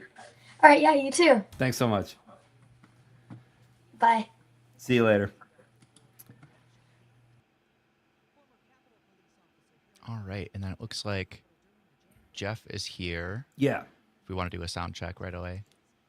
I'm going to use the restroom. I'll be right back, okay? Hey, Jeff. Hey, how are ya? Good, buddy. Thanks Can for you hear doing me? this. Yeah, you Yes. bet. I'll be- Yep, our sound should be all good to go. Okay. I believe he said we are having you on at 6:20. Does that sound right? I thought he said 6:10, but let me check. If that's so, I mean, I'm not sure. I would kind of subbed in last minute. Oh, okay, let me see. Me too, I just knew about it. He said 6:10. So a little while when 6:10 is what he told me earlier today. Okay, sounds good. In that case, we come back at 6:06. So Okay. I guess he'll probably just bring you in after introing the segment. So, all right. We'll be on in a few minutes here. Okay, sounds good. 6.1% the previous week. Thank- The rate compared to last year, though, is lower. I'm Michelle Franzen, ABC News. You're staring at the fridge like it's going to talk to you. I'm waiting for inspiration. Well, is leftover salad or... Or Sugar River Pizza? You say that like it's a question. It's pizza and pasta and pulled pork and 48 beers on tap. You had me at Sugar River. Plus, you deserve a night off from the kitchen. Right? And the kitchen deserves a night off from you. What's that? I said no one deserves a night off more than you. Grab the keys, Bob. Sugar River Pizza. Relaxed, delicious, and always a good idea. This report brought to you by Chad's Design Build, a full-service residential remodeler providing thoughtful, sustainable, and well-built spaces since 1992. Chad'sDesignBuild.com. Civic Media Mornings. What we're seeing is wrong. People have had enough. Not only did you lose your son to violence at the hands of our own government, you have to listen to his character be assassinated. I'm still at a loss. In this job, we're not supposed to be at a loss. We're supposed to have the Sometimes hot you just takes. don't have words. That's the hot It's take. immoral, it's wrong, and it shouldn't be happening on the streets of any country, let alone what's considered to be the greatest country in the world. Jamie Martinson and Brian Noonan on your local Civic Media station. Weekdays 6 to 8. Giannis is still with the Bucks. Hi, I'm Mike Clemens with sports. Giannis Antetokounmpo was not traded today. The team did send Cole Anthony, Amir Coffey to the Suns and picked up forward Ousmane Dieng from the Thunder in a three-way deal. The Bucks win a wild one, 141-137 over the Pelicans. The game slipped into overtime. Doc Rivers had to give some of the guys a rest and empty the bench. We did a lot of good things. What I liked was both units played well. You know, the second unit made it tough to put the starters back in. NFL, we're here at Super Bowl 60 in San Francisco, and I talked to Packers quarterback Jordan Love about some of the coaching changes in Green Bay. Have you processed things that could have been different? Yeah, there's some changes with the coaching staff, and it's about how we, regroup, get some new coaches in there, new faces. There'll be time to process it, break down all the film of the season, see what we did good, see what we didn't do as good of a job on, and what we can improve on going into next year. That's the Packers' Jordan Love with sports. I'm Mike Clemens. This report brought to you by Serenity Pet Spa with award-winning dog grooming where every pup is treated with love, care, and patience. 3 locations around Madison. SerenityPetSpaMadison.com. I'm meteorologist Mace Michaels. Cloudy tonight, some drizzle and snow showers. Temperatures drop through the 30s and continue to fall back into the 20s Friday afternoon as the sky clears out. Dry and mild this weekend. High near 20 Saturday. 30s return Sunday. Current temp is 30. Finding support for my child with ADHD felt overwhelming. I didn't know which direction to take, but Understood.org's resources helped guide me. Now I have the tools I need to keep us moving forward. Visit u.org/yourpath today. a fresh perspective on the great outdoors. What's up, everybody? My name's Joel Clayfish, and this show is all about the great outdoors of the great Midwest. I have the joy of steering the ship across every lake in Wisconsin, Minnesota, Michigan, Iowa, and Illinois. This is Raised in the Woods. Raised in the Woods with Joel Clayfish and Ellie Lawton. Find the podcast on Apple, Spotify, or wherever you listen to podcasts. Is there an issue that's important to you? Would you like the President of the United States to know how you feel? Why not call the White House comment line? The number is 202-456-1111. The White House comment line is open from 10 a.m. to 3 p.m. Eastern Standard Time, Monday through 15 seconds.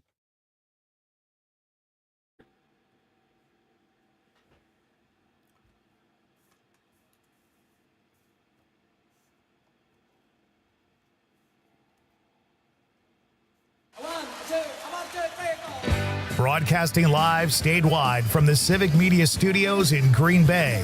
This is Nite Lite with Pete Schwaba, your inside source on everything entertainment from Wisconsin to Hollywood.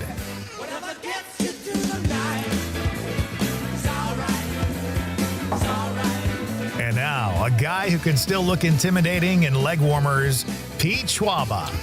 Welcome back to Nite Lite, ladies and gentlemen, as we kick off Act 2 here on this gorgeous Thursday night in the state of Wisconsin. Actually, it's in northeast Wisconsin here. It was snowy. We got snow again last night. It's just become like a nightly thing.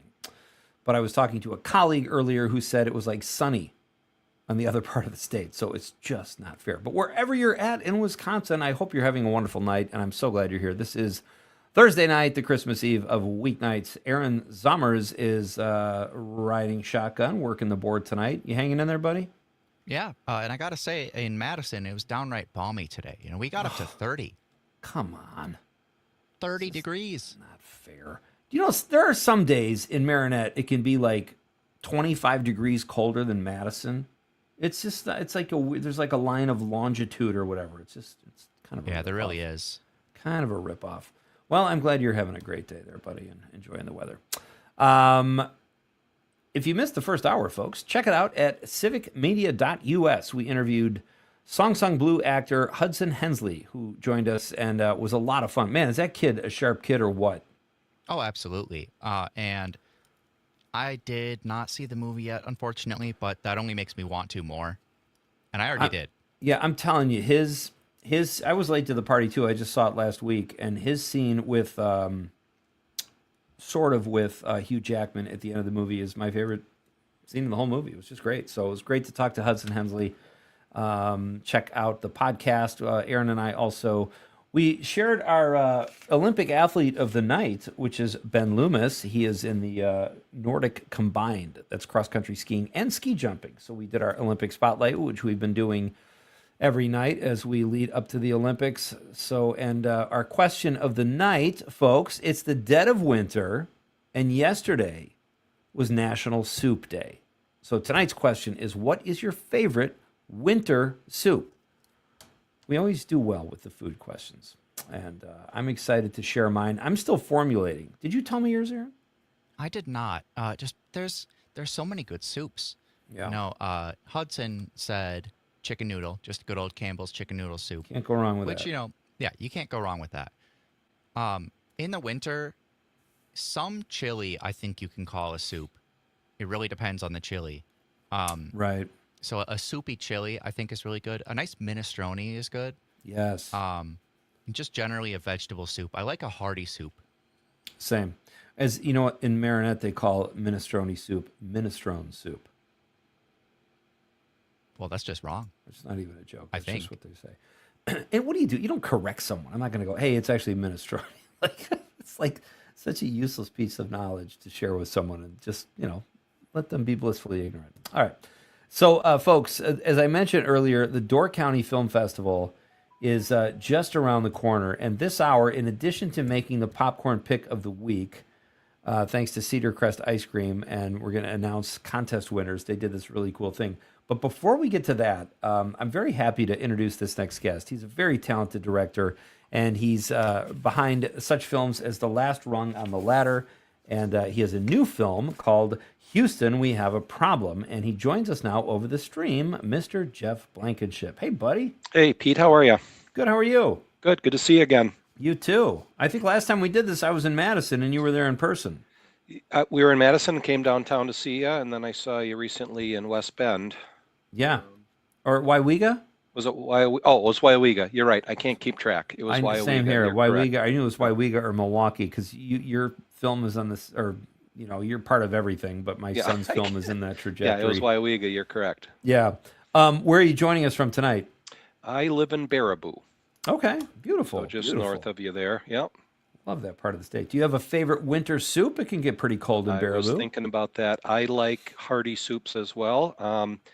And I like chicken soup, and I like it with big, when possible, big homemade noodles, real heavy noodles. Oh, wow, yeah. I do like chili, but I like a thicker chili for that too. But a good winter soup also is good tomato soup. Oh, nice. With maybe a grilled cheese sandwich or with something? With a grilled cheese sandwich. Hard to beat that. Dude, I don't know how you can follow yourself after that answer. That is perfect, but we'll do our best here as we jump into some films here. I know you're kind of a regular at the Door County Film Festival. Will you be there next week? I will be for sure. Yep. Okay. And your film, Houston, We Have a Problem, will be playing there? That will be playing there. That was a 48-hour project. Yep. Yeah, tell us about that. It sounded really interesting when Kurt was telling me about it. Was he telling you about the process or the story? Yeah, it was the 48-hour film competition in Madison. He called it a quirky short film competition, and it's every year in Madison, I guess. That's really all I know about it, but tell us about it. They're really, the 48-hour is great, and we have a lot of fun with it. And there's a really nice balance between doing a film like Last Rung on the Ladder, which is extremely serious, extremely, focused, and time. It's a full production, as opposed to the 48-hour, which you do in literally 48 hours. You don't know the genre, you don't know the theme, you don't know anything about it until Friday evening, and then you have to write and produce a final product by 7:00 Sunday evening, and that's every aspect of it. So you have to come into the project with some idea of cast, but you don't know what you need, obviously, and you don't know where you're going to shoot. So you have some, locations in mind, but you don't know how to apply the locations until you get the story idea, and then you've got to come up with an idea, write it, and then start shooting through it. And so it's a lot of fun. Yeah, does that? I mean, obviously the pressure's on because you got such a short window, but it almost seems like there's kind of no pressure. Because it's ridiculous to put those kind of constraints on a filmmaker, but it must be a blast. It's a blast. You got to find that happy balance. You've got to know what you can and can't do in that time frame. What can't you do? Well, you can't contrive a very sophisticated story because you don't have time to tell it.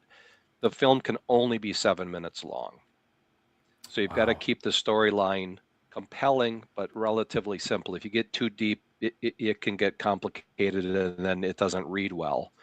The other thing is shooting super high definition footage because you can't edit it fast enough.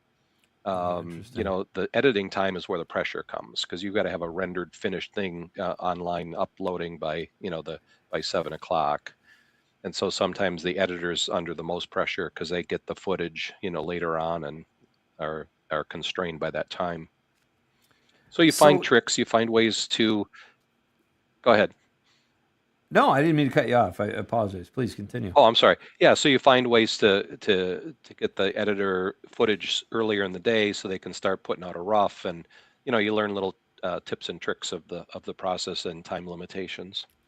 So tell us. Obviously, it's not longer than 7 minutes, but tell us the story behind Houston, We Have a Problem. Yeah, it's a very whimsical story. It's pretty funny, and anything Kurt Krause is in is going to be a great show. So it's a funny story where three guys have a regular time where they're going to get together and play charades together. It's a guys thing, and for whatever reason, the character that Kurt plays, he's on his way to the buddy's house to play, but his car breaks down. So he calls them and says, "Hey guys, I can't make it." And they're like, "Well, what do you mean you can't make it?" And they're making fun of him. Kurt's character is a motivational speaker, so they're teasing him about being a motivational speaker. And so then they decide to just have Kurt on in his car on his cell phone playing, remotely on the cell phone. And Kurt can't figure out how to work the phone, and he's kind of a buffoon in the film. It's really, really funny.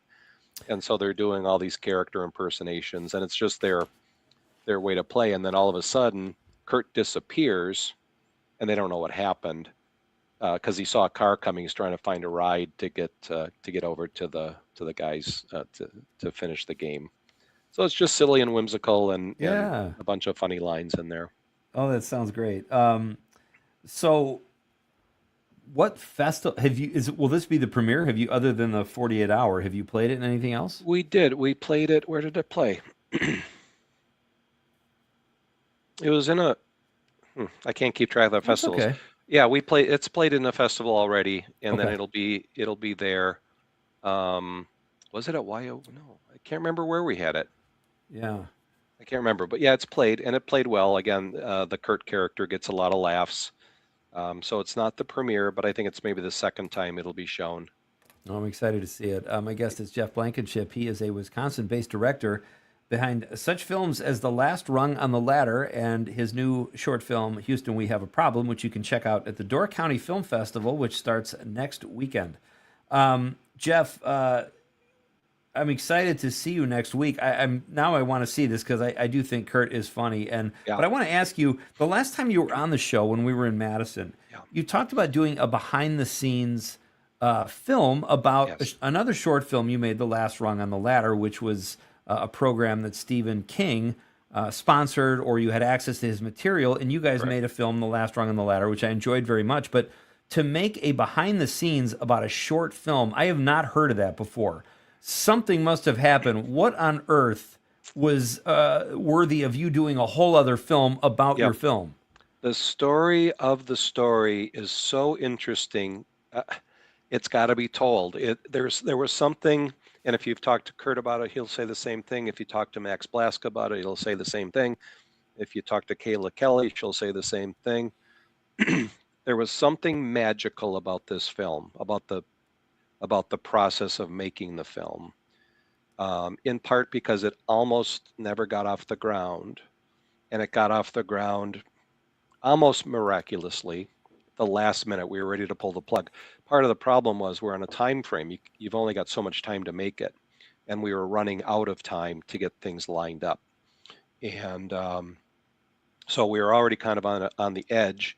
And then when Kurt got involved, things took off right away. He became our producer, and there was just something about, and there might have been something about the urgency, but everything fell into place. We had our challenges because we shot in 7 different cities, and we had to shoot between January and May to get it all done. So we were all over the state. We were in Land O'Lakes, Oshkosh, Madison, Belleville, Middleton, all over the place, and we had to get cast and crew and talent to all these different locations. Jeez. And we only had to find the window of time to do it in that short a period of time was amazing. And just all of the things that happened at each shooting location was very, very special for a lot of different reasons. And it's kind of a compelling story. It's fascinating. It just all the things that happened just in the making of the film. That's great. Well, Jeff, thank you for joining us tonight. Please, folks, check out the Door County Film Festival next weekend at the Northern Sky Theater in beautiful Fish Creek. It's just going to be a blast. Jeff will be there, and you can check out his film, Houston, We Have a Problem, which we just heard about. And Jeff, keep us posted on anything else you got cooking. This was fun. Thanks for being on the show tonight. Sounds really good. Yeah, glad to have you. I'm glad to be here, and I appreciate the time. Anytime, bud. We'll see you next weekend. Okay, thanks a lot. See you then. All right. Bye. That's Jeff Blankenship. Are we out of time already? Yeah, we got 20 seconds. What the H? What the HE double hockey sticks? All right, when we come back, we're going to read your texts. And I'm going to tell you about a new home trend, folks. You don't want to miss this. It's Pete Schwaba and Nite Lite on the Civic Media Radio Network.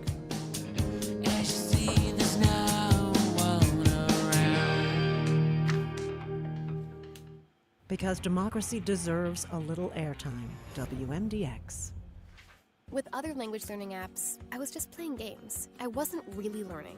Babbel's different. Babbel was designed by over 200 language learning experts to be the most effective way to learn another language. Every time I open the app, I can choose to work on my writing, speaking, or listening. And it saves my mistakes for me to review, so I'm constantly improving. Before Babbel, I thought I just wasn't good with languages. But now I'm speaking French. Tout ça, c'est grâce à Babbel. Save up to 50% on your Babbel subscription when you sign up at Babbel.com. BABBEL.com. Listen to the Civic Media exclusive podcast, Busted Pencils. Time to get your learning on. There's no shortage of things to be learning about. What's going across all of the cities right now with ICE protests or people in support of immigration enforcement. The push for public school reform, here's an opportunity to craft a very pro-public school, democracy matters platform. Subscribe to Busted Pencils wherever you listen to podcasts. Where working people come to talk. It's The Rick Smith Show, weeknights at 9 on the Civic Media Radio Network. Join me for an honest approach to the issues American working families care about. No talking points, no focus groups. Get ready for a heavy dose of democracy, grit, and no apologies. It's current affairs from a working class labor perspective. Facts are center, science is real, and everyone gets a seat at the table. The Rick Smith Show, weeknights at 9 on the Civic Media Radio Network.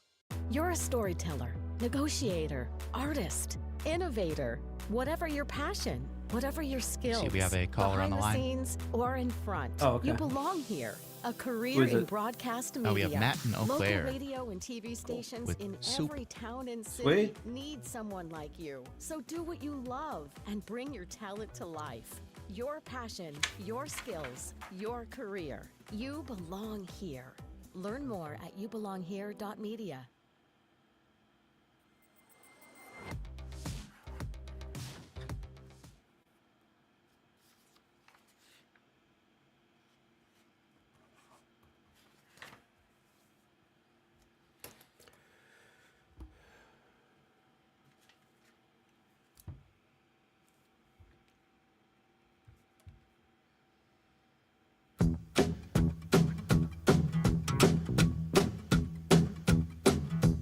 Uptown got its hustlers. Bowery got Welcome its back. bumps. That is outstanding music. Did you know I was a Croce fan? I did, yeah. Okay. I can't get enough of him. I'm on a total Croce kick. Like when I'm doing the dishes, I got YouTube on, all of his greats. That's outstanding work, my friend. Pardon me. Welcome back to Nite Lite. I am Pete Schwaba. We've been having a great time here tonight with some really fun guests and more to come, ladies and gentlemen. In just a few minutes after news, sports, and the weather, we're going to do the popcorn pick of the week and tell you about a Cedar Crest ice cream contest that they partnered with 4-H for. And there's a new flavor, and you're going to be able to get it in stores. It's a great flavor. I think it sounds mouthwatering. Making the popcorn pick of the week tonight will be Shannon Simon from Cedar Crest Ice Cream and Jurowski, the adult leader of 4-H. And Hope, how would you say that word, Aaron? Hope Erath. I think you said it I think I'm about saying the way it that I would. Right? She's the youth president of the Pasobic Pathfinders 4-H Club. So they partnered on this, 4-H and Cedar Crest. This is the 4-H group that won. It's a great new flavor. We'll talk about that after the news. They're going to make the popcorn pick of the week as well. And then in hour number 3, ladies and gentlemen, film critic Devika Girish will be here. She was a lot of fun to talk to. We talked to her a little earlier because of a scheduling issue, but she will be here, and we're going to talk some Oscars and about her career. She's a fascinating person to talk to. Chris Casper on the stream says, I make a mean zuppa toscana recipe from Olive Garden. It's hearty, nutritious, and delicious. Sounds like it. It sounds fantastic. If Chris does soups the way he does chords, that sounds like you're in flavor country. I know I've had other food from him. He does it. He smokes a fine meat. Does he? Okay. That sounds familiar. You might have told me that, but I'm not surprised.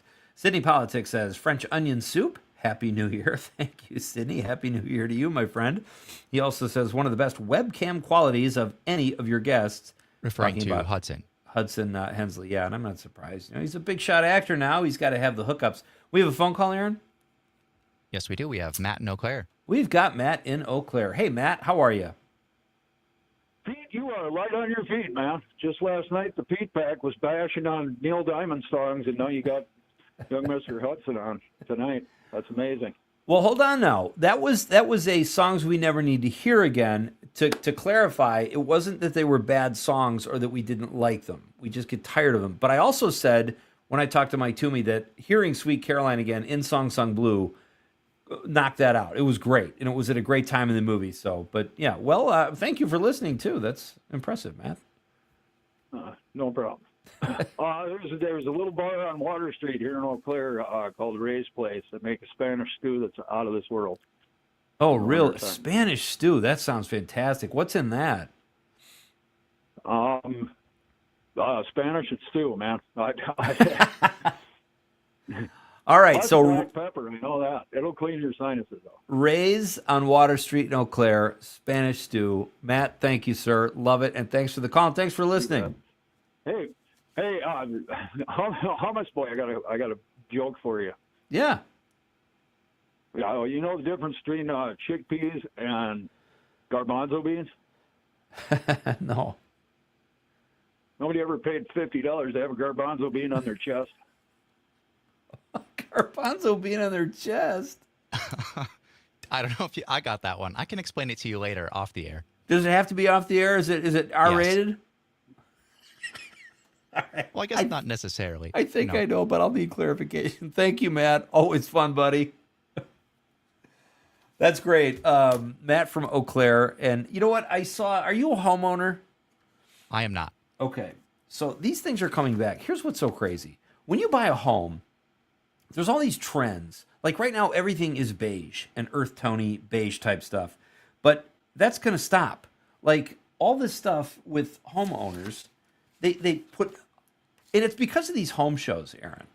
Like, you know, the Property Brothers and all these shows, frankly, that my friend Mike Siegel has hosted, where what you get for the money and all that kind of stuff, and people redoing houses. Now what's coming back, for a while it was all, you know, vinyl plank, kind of pseudo wood floors. Now real wood is coming back, so you have to tear your floor up, put in real wood. That's not going to be fun. Dark wood and orange wood. And this person, this is from BuzzFeed, says, I hate gray and whitewashed wood that's everywhere these days.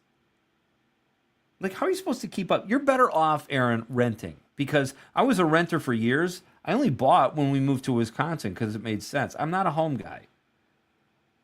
Here's another thing coming back. Dining rooms that are large enough to host a family gathering. Okay, that's fine. Detached garages. All right, I have a detached garage. It snows like crazy. It sucks. You got to, whoever built my house, the garage is like 6 feet from the back door. Attach the damn garage. Yeah, seriously. What is the point? Unless, like, I feel like a detached garage only makes sense if, you know, it's huge and needs to be a little farther away. Right. Or if a dude's got like all his tools and a workbench and all that kind of stuff. Right. Okay, fine. But they're saying it's for curb appeal. Who wants to look at a garage door that takes up 60% of the front of the house? I get that. I have another question. Who cares? Okay, fair point. Like, I mean, if you got a garage, it's functional, I feel like, you know? Right. And if you can't make your garage door look good, maybe you need to have a different person build your home.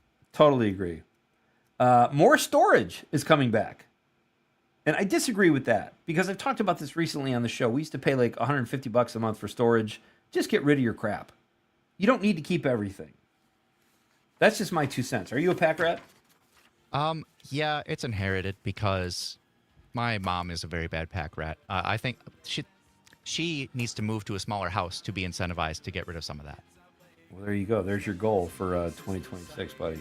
The other one is a clawfoot tub. I don't know what that is, but maybe we can find out during the break and tell people those are coming back, whatever they are, folks. So, all right, we are making the popcorn pick of the week after news, sports, and weather. So great to have you here, folks, on this Thursday edition of Nite Lite on the Civic Media Radio Network. In the middle of our street, our house. In the middle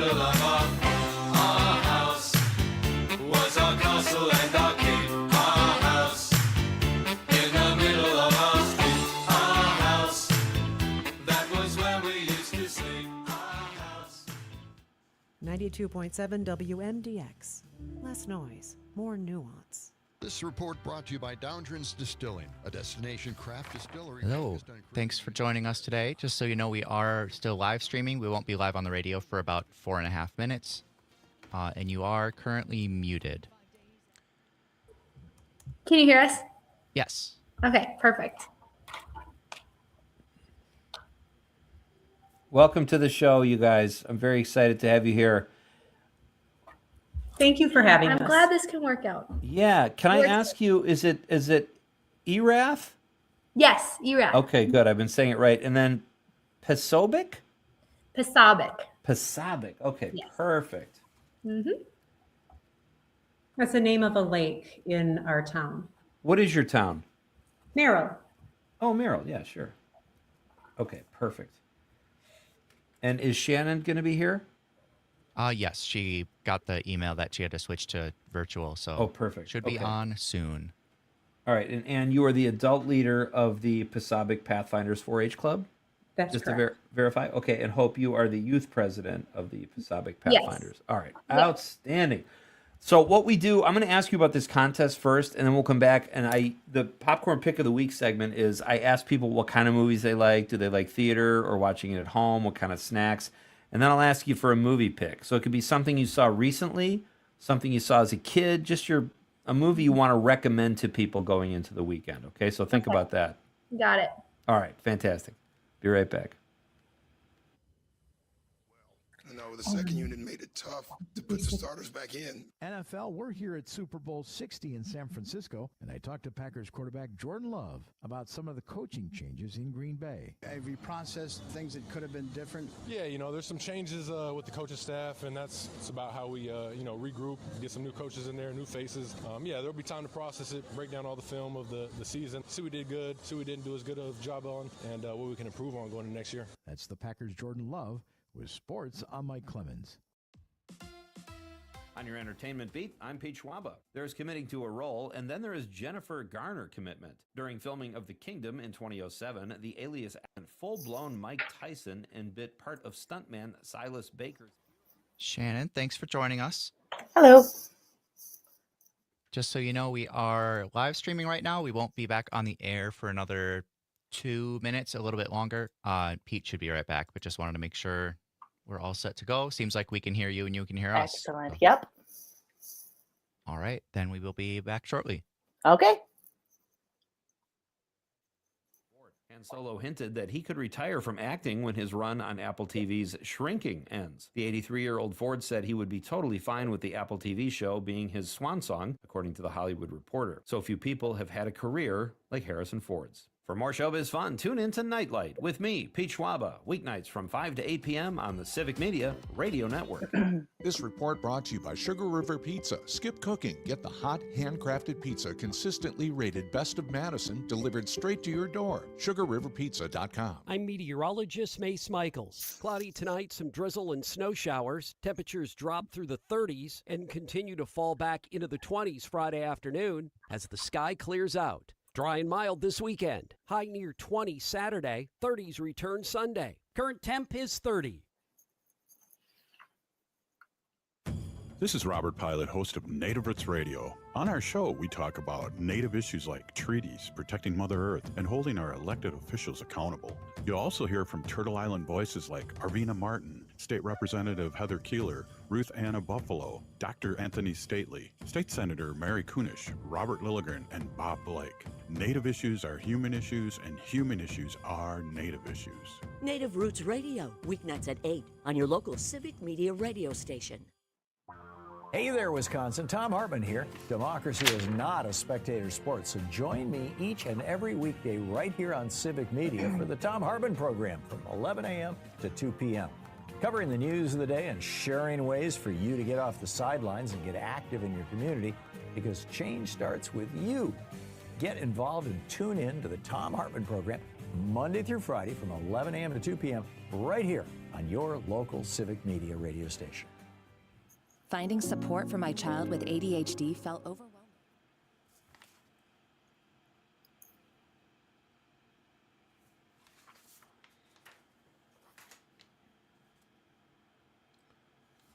Well, now, ice cream man, up on my street. I heard your truck outside is really neat. Ice cream man. Once again, Aaron Zommers crushes the intro music. Welcome back, folks. This is Pete Schwaba and Nite Lite. Great to have you with me on this Thursday night. And as you know, that means it is the popcorn pick of the week tonight. So we're going to kind of do this in chat. It's going to be a little mini-series. We're going to talk about ice cream first, which is also a great snack for movies. And then we will make the popcorn pick of the week. So joining me now, or first I should say recently, that Cedar Crest ice cream. Aaron, you like ice cream? Oh yeah, definitely. Yeah, that's and not especially Cedar Crest. You know, they have a place in Manitowoc where I'm from, and I spent a lot of time there. Oh, very nice. That wasn't exactly a hard-hitting question I asked you. Like that was not a edgy question. Cedar Crest ice cream and the Wisconsin 4-H Foundation have teamed up to present the Cedar Crest Ice Cream 4-H Flavor Creation Contest. Okay, that was a press release that went out last year. And joining me now over the stream to discuss this contest are Shannon Simon from Cedar Crest Ice Cream and the winners of that contest, this really cool contest, Ann Jarosky, the adult leader of the Pasabic. Did I say it? Oh, God. I took a 2-minute break and I already forgot. Okay. Pasabic Pathfinders 4-H Club, and Hope Erath, the youth president of the Pasabic Pathfinders 4-H Club.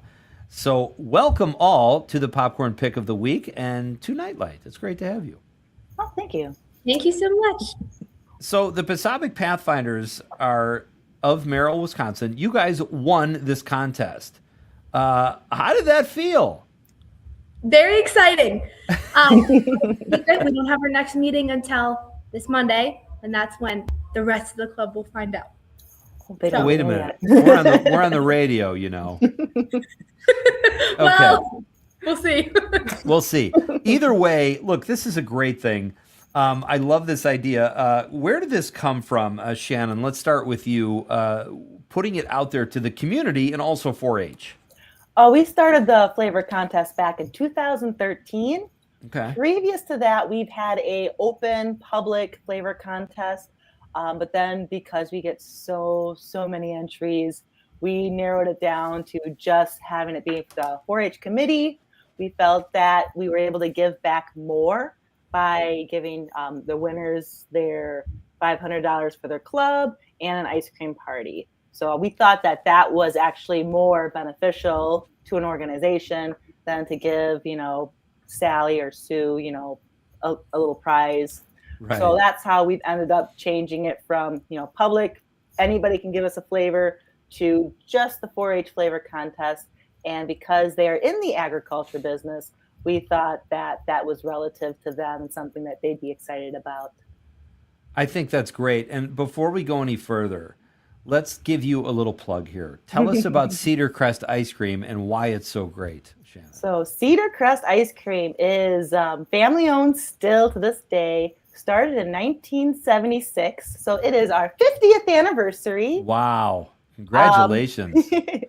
And it was, ran by the Colway brothers. So we got, Ken, president. He is still up at the Manitowoc factory with his high standards on flavors that come in. We have Robert Colway, that is our VP of sales, who handles our parlor partners. Then we have Bill Colway, who is, our corporate secretary. He handles all the financials and the business and, what we can and cannot spend anything on. And then lastly, we have Tim Colway, who handles our distribution center. So they've been running it for 50 years. It was a small little business in, when it first started in 1976, they actually started making ice cream in 1977. And we had the tiniest little factory in Oshkosh where we were making ice cream. And then because we continue to make it the same way that you make it in 1977, I think that is why we are still here to this day. It's so funny because we do a question of the night every night on the show. Mm-hmm. And tonight, I'll ask you guys about tonight's question in a moment. Though one of them was, what are foods you wish you didn't like? Mine, inevitably, are there always chips and ice cream. Like a bag of chips, if I'm in the mood, gone. The whole bag. Ice cream, same way. Like a tub of ice cream, before you know it, the whole thing is gone. It's just awful. So, and Cedar Crest is so good, and you're shaking your head, but that's moderation, right? I mean, even with Cedar Crest, I would imagine. Well, there's some flavors I don't really particularly care for, so it actually helps then. Yeah. Okay, so let's do this. Okay, so Ann and Hope, tell us about the winning flavor. You guys came up with it. You're the winners. You took home the whole prize. You crushed the competition. All those other cliches. What is? I have it right here, and it sounds delicious. But tell us what the winning flavor is and how you came up with it. Yeah, absolutely. The winning flavor, which we're very excited about, is Hold Your Horses. And it's espresso ice cream with chocolate-covered toffee and also ribbons of caramel in it. So where did that idea come from? That all sounds delicious and rich, and I don't think I could eat a whole container of that particular flavor, but where did that come up? Where did you come up with that? When we met as a group, I asked the kids, what is it? If you had all the flavors in the world, what combination of flavors would you put together when you make your own? Because a lot of the kids live, we all live on farms, actually. Almost all of us do. Wow, okay. And so when we meet, there's some healthy appetites because these kids work. And so when we brought, I don't know how many containers of vanilla cedar crest that first time. We put all these containers of vanilla cedar crest. We put flavors in jumbo cupcake tins. So kids would say, oh, I like butterscotch. And so we put a little in there. And they sampled and made their own. And we kept track of who was saying theirs was delicious. I'm a coffee lover. So I was pushing the coffee flavor.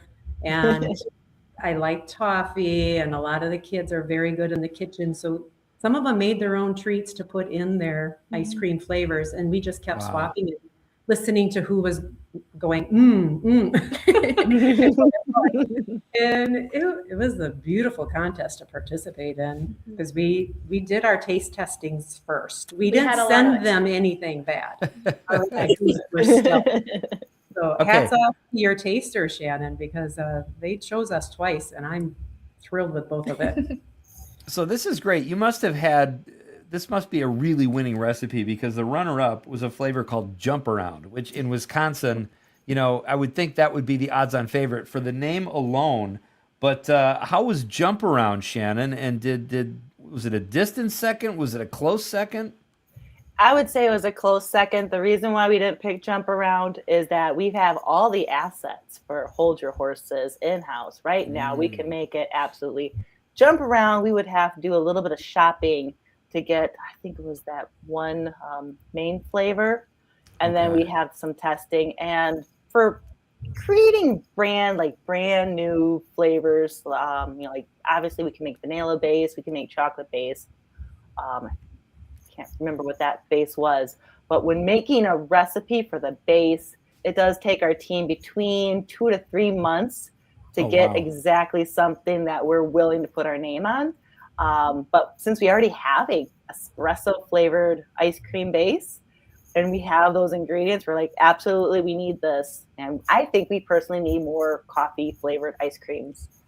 Boy, I totally agree with you. We only have 2 and it's not enough for me. So let's talk about part of the grand prize is that the flavor will actually be, Hold Your Horses, will be in ice cream shops in various cities. Tell us about that. That must be a thrill for you, especially for you, Hope. Yes, we're so excited. There's a little ice cream place up by our cabin.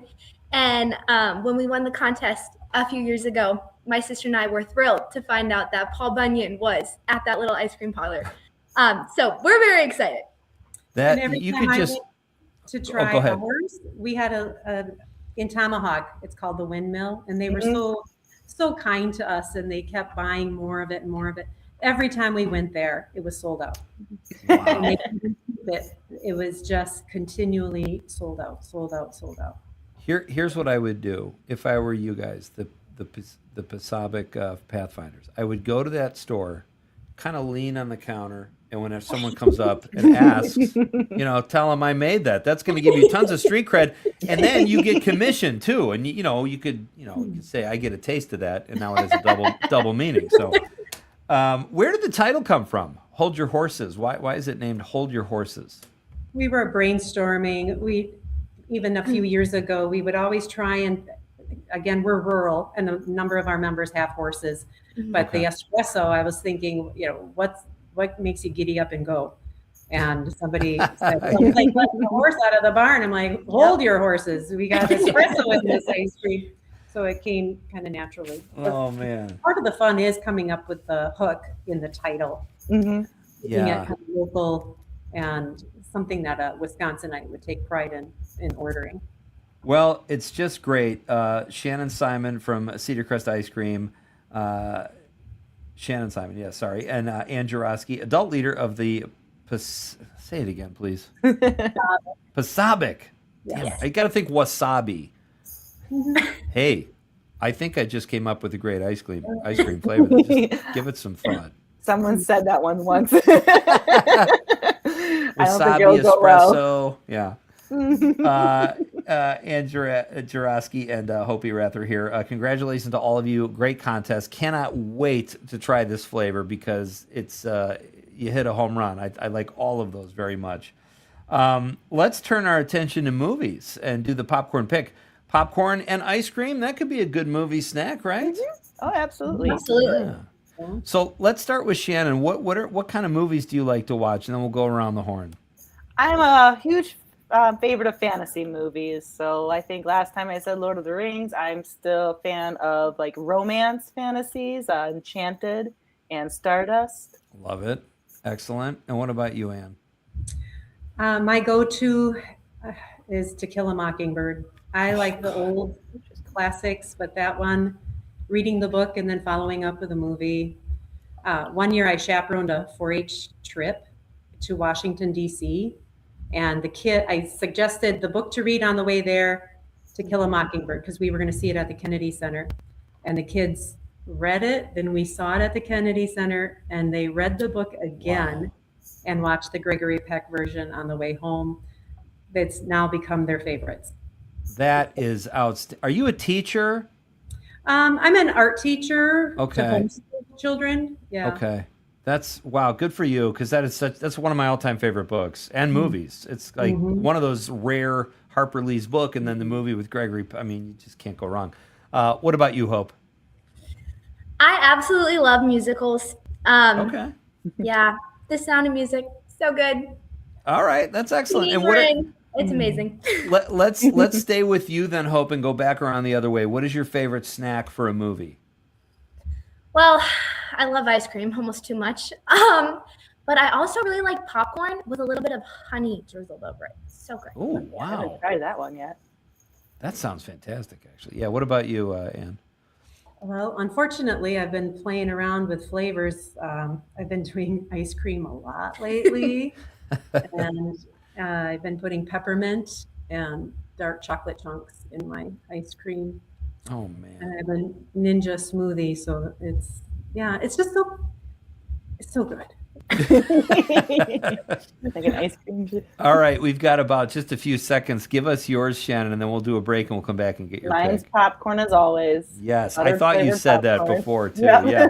All right, this is Pete Schwaba and Nite Lite. We are coming back to get 3 popcorn picks of the week on the Civic Media Radio Network. Before you let 'em hold your heart, hold your horses. Girl, hold your horses. Forever is a real long time. Hold your horses.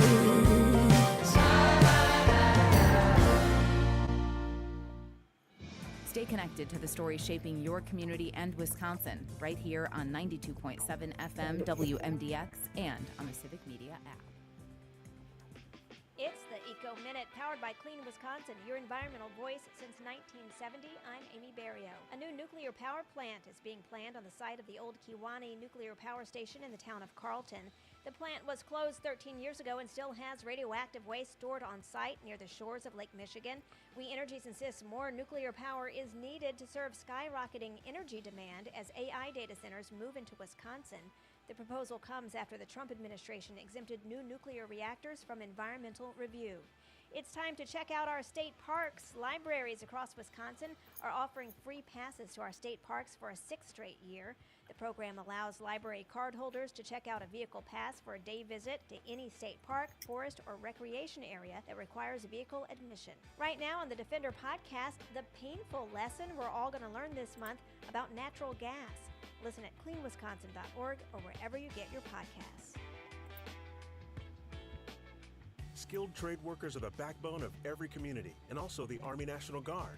Soldiers trained to keep the power flowing, engines running, and in every other trade needed to accomplish the mission. These soldiers are on the fast track to learning skills that can set them up for success at home with companies looking to hire the best. Their resumes are being built through their paid training and part-time service. Find out how you too can learn a trade profession by visiting NationalGuard.com. Sponsored by the Wisconsin Army National Guard. Aired by the Wisconsin Broadcasters Association and this station. Civic Media Mornings. It's hard to imagine any future administration just openly defying the law in this way. Wisconsin Attorney General Josh Kaul is with us. The Trump administration can't just break the law, ignore the law, and cancel things unilaterally. It's got to follow the process that's in place for all laws in the country. If the administration continues attacking people's rights, attacking the law, or ignoring the law in a way that harms Wisconsinites, we're prepared to act. Jamie Martinson and Brian Noonan on your local Civic Media station. Weekdays 6 to 8. Join me, Tom Hartman, each and every weekday from 11 a.m. to 2 p.m. for the Tom Hartman program right here on Civic Media. I talk about the issues that all Wisconsinites can get behind, from unrigging our economy so it works for all of us, not just the billionaire class, to improving our representative government, to delivering on the promise of we the people. Tune in middays right here on your local Civic Media station from 11 a.m. to 2 p.m. for the Tom Hartman program. Tag, you're it. Not completing high school is more of a social thing than it was an academic thing. Even though all these years have passed, I still had that longing to have my diploma. At 30 age seconds. 30, Carissa finished her high school diploma. If you're even considering getting your high school diploma, you can do it. No one gets a diploma alone. If you're thinking of finishing your high school diploma, you have help. Find free adult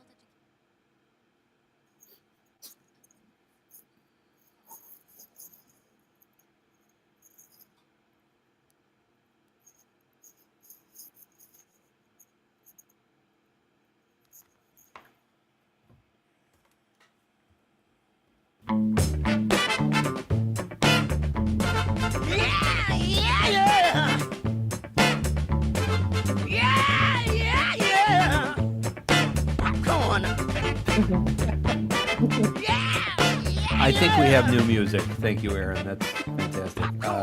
Hey, welcome back. This is Pete Schwaba and Nite Lite. This is the Civic Media Radio Network. And I didn't know this. I did Google claw tub, Aaron. It's just a big tub. Yeah, just with claws on its feet. No, that makes sense. I thought it sounded like something out of The Walking Dead or something, like a horrible bear trap or something. It's very strange. But I'm glad we have clarification. Folks, on the stream right now, I'm joined by Shannon Simon from Cedar Crest Ice Cream. She's been on the show before. And the adult leader, Ann Jarosky of the Pasabic Pathfinders 4-H Club, and Hope Erath, the youth president of the Pasabic Pathfinders 4-H Club. They are the winners, that particular 4-H club, of Cedar Crest's ice cream flavor creation contest. And the flavor is Hold Your Horses, and it consists of espresso ice cream with chocolate-covered toffee pieces and a caramel ribbon, and it sounds absolutely delicious. So that will be my new movie snack when I can get my hands on it here in Marinette. It's great to have you all here. We talked about movies. Before I get your picks, how do you guys all like to watch movies? Let's start with you, Shannon. Are you a theater person, or do you like to stream at home? Well, I actually used to work at the movie theater back in, the days during my elementary school, high school life. So now I'm done with that. I like to stay at home. Yeah, just easier, right? Mm-hmm. I get that. What about you, Ann? I like the big screen. Yeah. I want the whole immersion experience. Shared experience. I'm with you. What do you have? So you get popcorn at the theater? My husband does. Okay. And then I share. See, that's how I am. When my wife gets popcorn, she'll say, "Do you want some?" And I'll say no, because I don't even like movie theater popcorn that much. But if I take like 3 kernels, I'm finishing the bucket. And I don't know what it is, because I don't even like it that much, but it's so addictive. Yeah. So that's my problem. I guess I have to work out. Hope, what about you? What's your favorite? Or would you like theaters or home? I'm definitely cuddle up on the couch and stay at home type of girl. Okay. That's nothing wrong with that. All right. You guys are great. This is so much fun. So I'm going to ask, I don't think we've ever gotten 3 movie picks out of this segment before. There's typically one guest, sometimes 2. But let's start with you, Hope. What is your popcorn pick of the week? I think the movie Oklahoma. It's so fun. The dancing's great. The Oh my songs are gosh. amazing. It's my favorite. You know, it's so funny because my next guest, who was a pre-record, we were talking about that, and she mentioned Lawrence Hart, who is in the movie Blue Moon. He's nominated for an Oscar, Ethan Hawke. I was in the show Oklahoma when I was in high school, and Sean Cassidy was on this show last week, and his mom, Shirley Jones, is in Oklahoma and Carousel. So you'll have to go listen to that interview because he was so much fun to ask about his mom. I mean, she was a huge star and an Oscar winner. So that's a great pick, Hope. Thank you. So What about cool. you, Ann? In the wintertime, I like Iron Will. I worked on that movie when I was fresh out of art college. Really? In the wardrobe department. And it's just a nice movie you can watch with anyone. Iron Will. Yeah. Okay, who's in that? I got to refresh my memory. Mackenzie Aston was the Okay. lead. And he's Patty Duke and John Aston's son, Sean Aston's brother. Who Okay. played Sam on Lord of the Rings. So And it where? was nice. Sorry, go ahead. Yeah, it was filmed in Duluth. Oh, look So at that. Yeah, I just pulled it hopped up over here. the border and yeah, I left the wardrobe department because that was lugging around a whole lot of wardrobe. I can Everything was imagine. so cold and everybody had many layers, and so you got your workout in. That's a great cast, too. Brian Cox, one disgraced actor I won't name, and as you mentioned, Mackenzie Aston. Yeah. And you were in the art department or wardrobe, did you say? I was in wardrobe. My Okay. cousin's a fashion designer, so she was the designer for the movie. So I came. Fantastic.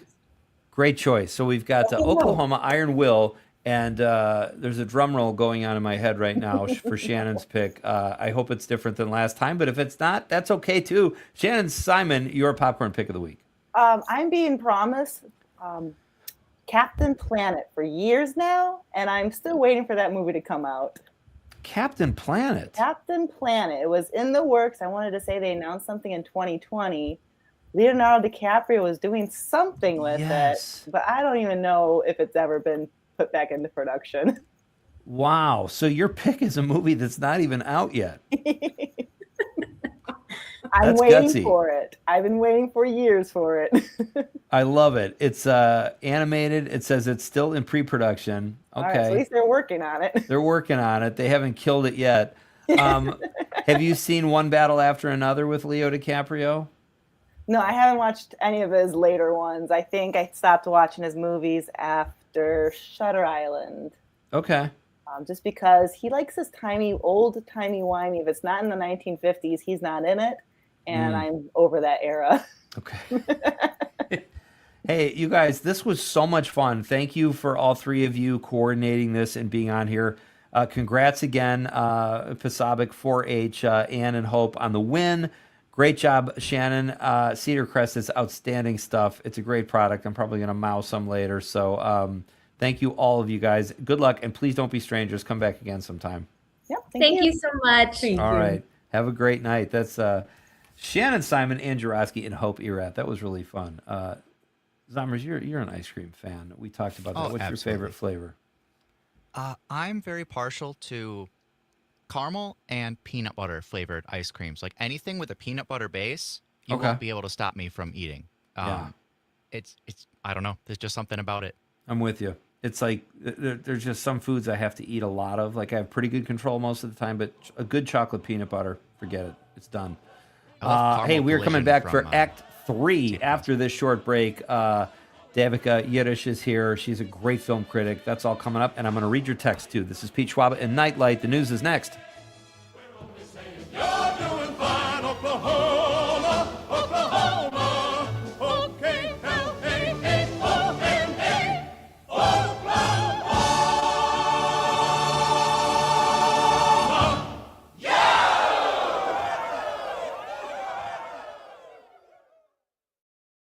This is 92.7 WMDX Columbus, Madison's real news and great conversation. A Civic Media station. WMDXradio.com. ABC News, I'm Chuck Severson. Trying for a compromise spending plan for the Department of Homeland Security. A list of proposed reforms from Senate Democrats includes an end to administrative warrants to enter private homes and an end to masks worn by federal agents. The White House has signaled the president views some items as negotiable, others non-starters. On his podcast today, former Trump advisor Steve Bannon called on the Trump administration to deploy immigration agents to polling places for the midterm elections this November. White House Press Secretary Caroline Leavitt. That's not something I've ever heard the president consider, no. Former Secretary of State Hillary Clinton now says she and former President Bill Clinton want to testify publicly before House lawmakers about Jeffrey Epstein. The Clintons deny any personal knowledge of him. Republican Congressman James Comer, the chairman, insisting a closed hearing is best. They believe the mother of Today Show anchor Savannah Guthrie is kidnapped, say Arizona's Pima County Sheriff. This is ABC News. A Houston doctor has been indicted on charges of falsifying medical records for 5 patients, making them ineligible to receive a liver transplant, say federal prosecutors. Of the 5 patients mentioned in an indictment made public, 3 died. The Food and Drug Administration relaxing rules that restrict when food companies can claim their products have no artificial colors. They no longer need to when they use dyes from natural sources such as plants.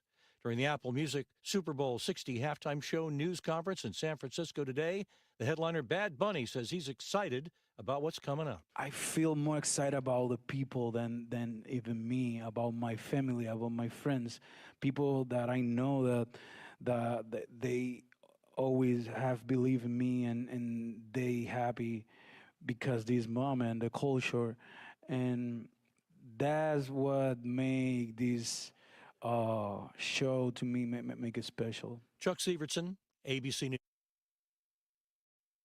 This report brought to you by Chad's Design Build. See their dedicated team of experts. Remodeling done well with love. chadsdesignbuild.com. A fresh perspective on the great outdoors. What's up, everybody? My name's Joel Clayfish, and this show is all about the great outdoors of the great Midwest. I have the joy of steering the ship across every lake in Wisconsin, Minnesota, Michigan, Iowa, and Illinois. This is Raised in the Woods. Raised in the Woods with Joel Clayfish and Ellie Lawton. Find the podcast on Apple, Spotify, or wherever you listen to podcasts. I'm Rick Smith, host of The Rick Smith Show. If you're looking for honest talk, real stories, and straight-up news that matters to you, tune in to The Rick Smith Show. We're digging into the issues that affect your job, your family, your future. Join me weeknights at 9 on the Civic Media Radio Network, because your voice deserves to be heard. That's The Rick Smith Show, heard weeknights at 9 right here on the Civic Media Radio Network. The Bucks make a trade. Hi, I'm Mike Clemens with Sports NBA. The Bucks making a trade, but not with Giannis. The Greek Freak remains in Milwaukee for the rest of the season. They've picked up Ousmane Dieng, a 22-year-old 6'9" forward born in France. From the Thunder, the Bucks send guard Cole Anthony, wing Amir Coffey to the Suns as part of a 3-way trade. The Bucks host the Pacers tomorrow night. They beat the Pelicans last night at Fiserv Forum, 141-137 in overtime. NFL, we're at Super Bowl 60 all week here in San Francisco, and I caught up with Jordan Love last night at a youth football game. I asked Love if he wants more ownership of the offense heading into his 4th year as the starting quarterback. More ownership of the offense? I feel like I have a pretty good grasp of the offense and what we do, and definitely have a lot of say in what we do, and I think me and Matt are on the same page with what we're trying to get done. I feel very comfortable with what we do as an offense, and I think we have a great system. That's the Packers' Jordan Love with Sports. I'm Mike Clemens. This report brought to you by Serenity Pet Spa, providing a sanctuary for dogs to be bathed, groomed, and pampered while enjoying free play with other dogs. Serenity Pet Spa, Madison.com. I'm meteorologist Mace Michaels. Cloudy tonight, some drizzle and snow showers. Temperatures drop through the 30s and continue to fall back into the 20s Friday afternoon as the sky clears out. Dry and mild this weekend. High near 20 Saturday, 30s return Sunday. Current temp is 30. Finding support for my child with ADHD felt overwhelming. I didn't know which direction to take, but Understood.org's resources helped guide me. Now I have the tools I need to keep us moving forward. Visit u.org/yourpath today. Doctors Without Borders is delivering life-saving medical care where it's needed most in communities around the world.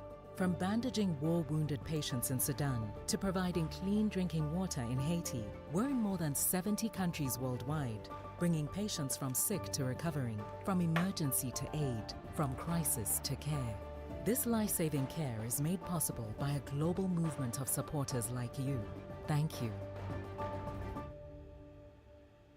Listen to the Civic Media exclusive podcast, Busted Pencils. Time to get your learning on. There's no shortage of things to be learning about. What's going across all of the cities right now with ICE protests or people in support of immigration enforcement. The push for public school reform, here's an opportunity to craft a very pro-public school, democracy matters platform. Subscribe to Busted Pencils wherever you listen to podcasts.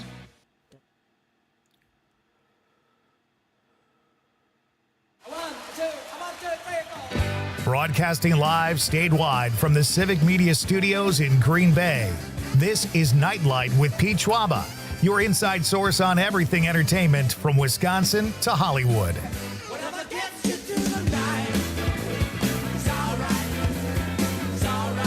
And now, a guy who has a black and white plasma TV, Pete Schwaba. That's me, baby. Welcome back, everybody. This is Nite Lite with Pete Schwaba, and we are kicking off Act 3 on a Thursday night. So if you missed the first 2 hours, folks, you missed some serious radio fun. We had Hudson Hensley was here from the movie Song Sung Blue, a child actor who absolutely crushed it in the movie. And I said this before I even knew he was going to be on the show. I want to say, like last week, that my favorite scene in the whole movie is him watching a video at the end of Hugh Grant. I won't spoil what the video is for or why it's happening, but it's just a very sweet, touching scene. He was really good in the movie, and we talked to him in hour number 1. So check that out at civicmedia.us, where all the podcasts of Nite Lite are stored. And then in hour 2, we talked to director Jeff Blankenship, who will be at the Door County Film Festival with his film, Houston, We Have a Problem. That's next week. I'll be there myself, folks. So if you're at the Door County Film Festival, I will be giving the keynote speech on Friday night. And if you're there, check out some movies. Check out the beauty that is Door County, an absolutely lovely area, and a film festival that has really found its footing and is just outstanding. And then we also talked to Shannon Simon and Jurowski and Hope Erath from the Pasabic. Names are crazy, Zommers. Pasabic 4-H up in Merrill, Wisconsin. And Shannon Simon is from Cedar Crest Ice Cream. They had this great contest. And in Merrill, the Pasabic 4-Hers won. And it's called Hold Your Horses Ice Cream. And it sounds delicious. And you can look for it in ice cream shops pretty soon, because that's part of the grand prize. So they made their popcorn picks. And we are going to catch up on some texts here in hour number 3. And coming up in just a bit, Devika Giddish, she is a great film critic and is the editor of Film Comment magazine. She really knows movies, and I was so thrilled to have her on the show. That's pre-recorded content, so the last half hour of the show, we will not be live. But listen to the interview. She talks about the Oscars. We talked about Sundance and just her process, and it was a lot of fun getting to know her. Aaron Zommers is sitting in tonight for Conrad. It's good to be in Act 3 with you again. I'm glad you haven't stormed out, done an actual mic drop, and stormed out of the headquarters there. Well, believe me, the only thing stopping me is the fact that this microphone is on a stand. It would be very difficult to drop it. You could do a mic slap. Yeah. All right. Did that feel? I don't know. That's not that impactful. Get that out of your system. Let's catch up on some text here, buddy, because we also have a phone call. We have a phone call. We got Ollie in the North Woods. Oh, God, I hope it's not a long-distance call. We don't have that kind of money. Ollie, how are you? I am good. I've got a soup for you. Please. It's chicken dumpling soup, homemade chicken dumpling soup with lunkers. Oh. And that's what we call the dumplings, lunkers. Lunkers. That's an interesting name. Was that an ethnic thing, or? Well, it's just that they're heavier. Okay. Most people make put like baking powder in their dumplings, but these Okay. we don't, and so they're a little bit thicker and chewier. Wow. Much more old-fashioned. Yeah. And also, then for a sweet soup, I like Scandinavian or Norwegian fruit soup. Fruit soup. It's made with dried fruit and grape juice and golden raisins and cinnamon and sugar, and it's yummy. Never heard of that before. That sounds outstanding. My daughter one time went to school, and they had to do a project where they did something. And so her project was she made lefse and fruit soup. And did she get an A? She did. I should hope so. That's a lot of effort. That's fantastic. Ali, I knew you were going to call tonight because we had a food question, and I love hearing your comments on food. And I can't wait for that ice cream flavor to come out. Oh, That yeah, me sounds too. delicious. I absolutely love it. Thank you so much, and have a lovely evening, Ali. Thanks for the call. You guys take care. Bye-bye. All right. Ali from the North Woods, her phone calls regarding food are unparalleled on Nite Lite. Oh, yeah. No, she's always ready. She's always ready. Let's go to the text line. John in Oshkosh in the 920 says French onion all year long. Not just a winter soup for John. Troy from Madison in the 608 says, my homemade chicken noodle soup is the bomb. A little self-promotion there. Nothing wrong with that. I do like, I'll tell you this, Zomers, I love chicken dumpling soup. And I don't know if it's made with what did she say, baking soda or dough or whatever, but I never even, I just think it tastes amazing, whatever those things are. Lunkers. Oh, yeah. Homemade chicken dumpling soup is the best, you know? Yeah. And I looked up lunker, by the way. Merriam-Webster says it is a noun for something that is unusually large for its kind. So, yeah, it works. If she's talking about a big old dense dumpling, it is a lunker. I will say, when she said lunker, all I could think of was if I went to the Urban Dictionary, there would be something really despicable would be the meaning. But I'm glad you did that and took one for the team. Thank you. Jack from Merrimack in the 414 says, my favorite winter soup is my own refrigerator surprise chili. It's an award winner, and it's cooking as we speak, or as you speak. Good to know. Thank you, Jack. Great night for soup. Monica from Mount Horeb in the 608 says, doesn't have to be winter, but my faves are lentil. Oh, yeah, lentil's great. And tons of fiber, too. My faves are lentil, minestrone, or tomato. You should only correct people when they say gazpacho wrong. Getting cold soup thrown in at you isn't as bad. Okay, fair enough, Monica. Thank you. John from Columbia County in the 608 says, hot, spicy Tom Yum with shrimp and mushrooms and veggies. Yeah, I love it. God, Sommers, I bet it's been 15 years since I've had Tom Yum soup, but it is outstanding. I've never had it. Dude, I'm telling you, go down the street to one of those places on State Street, and it's so good. You're going to love it. It's got like a lemony flavor, I think. Maybe I'm thinking of lemongrass soup. No, I know I've had Tom Yum, though, and I love it. Thank you, John. Melissa from Willie Street in Madison in the 608. Hi, boys. Humble brag here. Make a mean vegetable beef soup in the Dutch oven. It's got to be my favorite. Melissa, outstanding. Would it kill you to bring us a batch? Just down the, you can drop some off for Zomers. Would that be weird if Melissa showed up with soup? I could go down there. I could go over by Willie Street. I'll pick it up.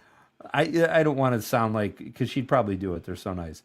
Melissa also says the other half, that's John Murray, says makes an amazing black bean soup. I love black bean soup as well. Great stuff. Let's see. John, here he is. Speak of the devil. John in the 608 says, evening, gents. Great show tonight. Thank you. My wife makes the best beef vegetable soup ever. They're obviously not conversing. It sounds like they're listening to Nite Lite in opposite rooms.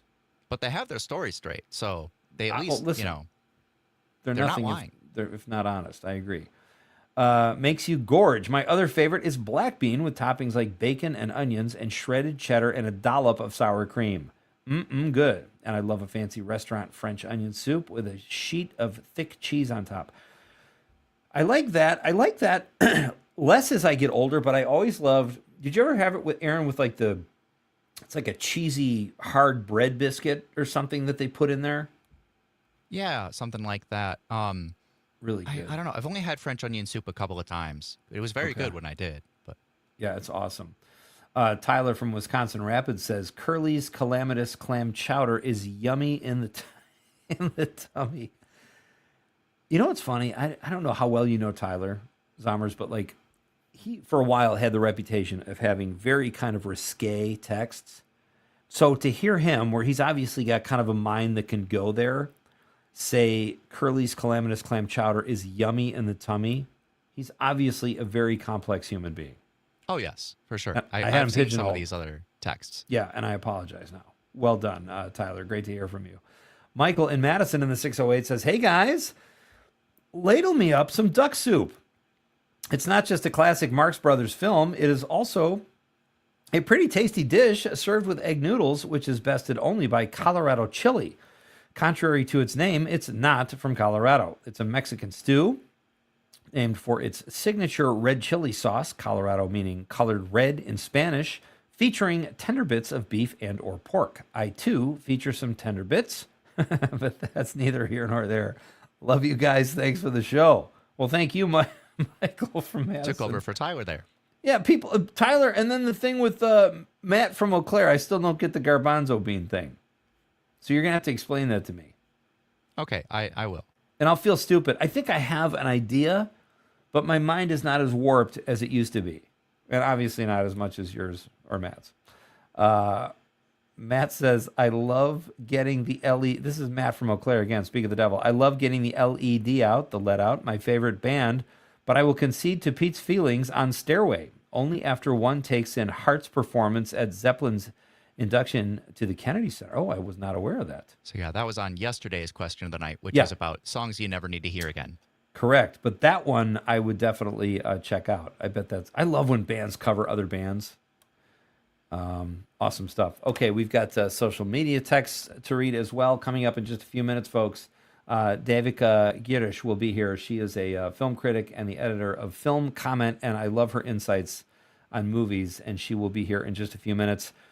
On our social media page, we got some great responses. Vince Moranto says, Progresso Italian wedding soup. Boy, when you're going canned soup, you know it's good. If you're picking canned soup over like the homemade stuff, and Progresso soups are pretty good. I got nothing against canned soup. Matt Cassane says, chowder. All right. Vague and beautiful. Love it. Jason Jerry, the Green Bay Llama, says, cream of anything. And Vince Morano wrote on for. Wait, what? I said, careful what you ask for. Exactly. And then Vince responded. And look, they don't even know each other. It's great. Vince says, Jason Jerry, some young guy, party on Yep. Wayne. I was going to say, yeah, a good old Wayne's World reference. He goes, Wayne's World. I love it. Thank you, Vince. And thank you, Jason Jerry. Daniel Francis Thine on Facebook says, my mom's chicken dumpling soup, or her pea soup, or her corned beef and cabbage, or her chili, or I think we get the point. Daniel's mom made outstanding soup. Well done, Daniel. Thank you. Amanda Nimmer, our outstanding social media guru here at WGBW and Civic Media, says, chicken gnocchi soup from Olive Garden. I won't budge on this. Amanda, we're not going to push you off your point under no circumstances. Have you been to the Olive Garden recently, Zommers? I haven't been to Olive Garden in probably 10 years. I think I have to go back because I remember it as being kind of a bland, like where I grew up in Chicago, there's a lot of Italians in the neighborhood, and there was outstanding Italian food. My best friend's mom made great Italian food. There were great Italian restaurants. So going to the Olive Garden to me seemed like, why would I do that? But a lot of people love it. And now as an adult, I feel like I have to give it another chance. It's probably worth it. I mean, I would go again. I just haven't had a reason to. I don't know. And you know what I think we need to do? We need a Pete and Aaron pal around day that ends at the Olive Garden. Well, you know, maybe we could do that tomorrow. There's probably one in Green Bay, right? All right, we are coming back. We'll finish reading some of these outstanding texts. Keep them coming, folks. You've got a few minutes to get one in, and then we will cut to our interview with Davika Yiddish. We are coming right back after a very short break. This is Pete Schwaba and Nite Lite, and I'm going to tell you what they put in honey, and you're going to react really strange, and it might involve a tent. We're coming right back.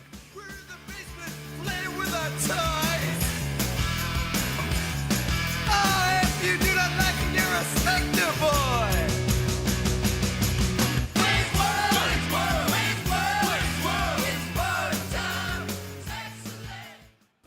WMDX Madison, the only All station right, with so more Pete, kayaks than Yeah. callers. what is the difference between a chickpea Yeah. and a garbanzo bean? Yeah, and we You don't Oh, pay duh. $50, Okay. yeah, $50 for a garbanzo bean on your chest. Am I crazy, or did he say hummus? He said chickpea. But he said chickpea or hummus, right? He said, what's the difference between a chickpea or a garbanzo bean? Cannot believe that got past me. I'm losing it, man. This has been a rough week, dude. I am so off my game. I don't even feel like I know how to do radio. It's terrible. It is a crazy week, that's for Crazy sure. week. That's a good joke. Okay. Matt from Eau Claire. So you got Matt, Tyler, and who's the other guy that just went kind of blue? I like reading those. Let me see. That was Michael and Madison. Michael and featuring Madison. Tender that's right. Bits. Terrible. Terrible. It's a family show. So we'll have 2:30 and then, okay. Give me like a 30-second, if you would, please, Aaron. Before we're back? Okay. No. Or no. When we're in the segment, so I know to go to the Okay. thing and then, yeah. I will be coming into this segment with A Taste of Honey by Herb Albert. Love it. To Republican U.S. Representative Tom Tiffany's All the December time. 10th claim Excellent. that Evers' veto allowed taxpayer-funded coverage, no such coverage exists. Unauthorized immigrants are not eligible for federally or state-funded Yes, you health care could, but happy coverage to help. in Wisconsin. 14 states use state funds to cover unauthorized immigrants, but Wisconsin does not. I think I told Mike Toomey this last night. Joe's video is about to get 2 million. Or is what? His reel that he posted on TikTok and he posted on Instagram too is just about to hit 2 million views. Holy cow. Like 500,000 likes. It's insane. I wouldn't even... I don't understand a lot of that. But I'm glad he does.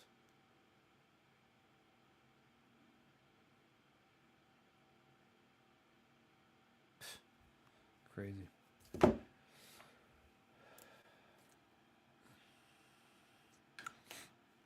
Party time.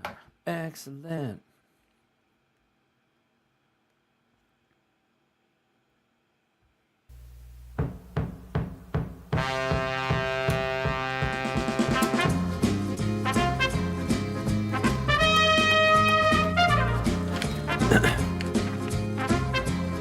What's that called again?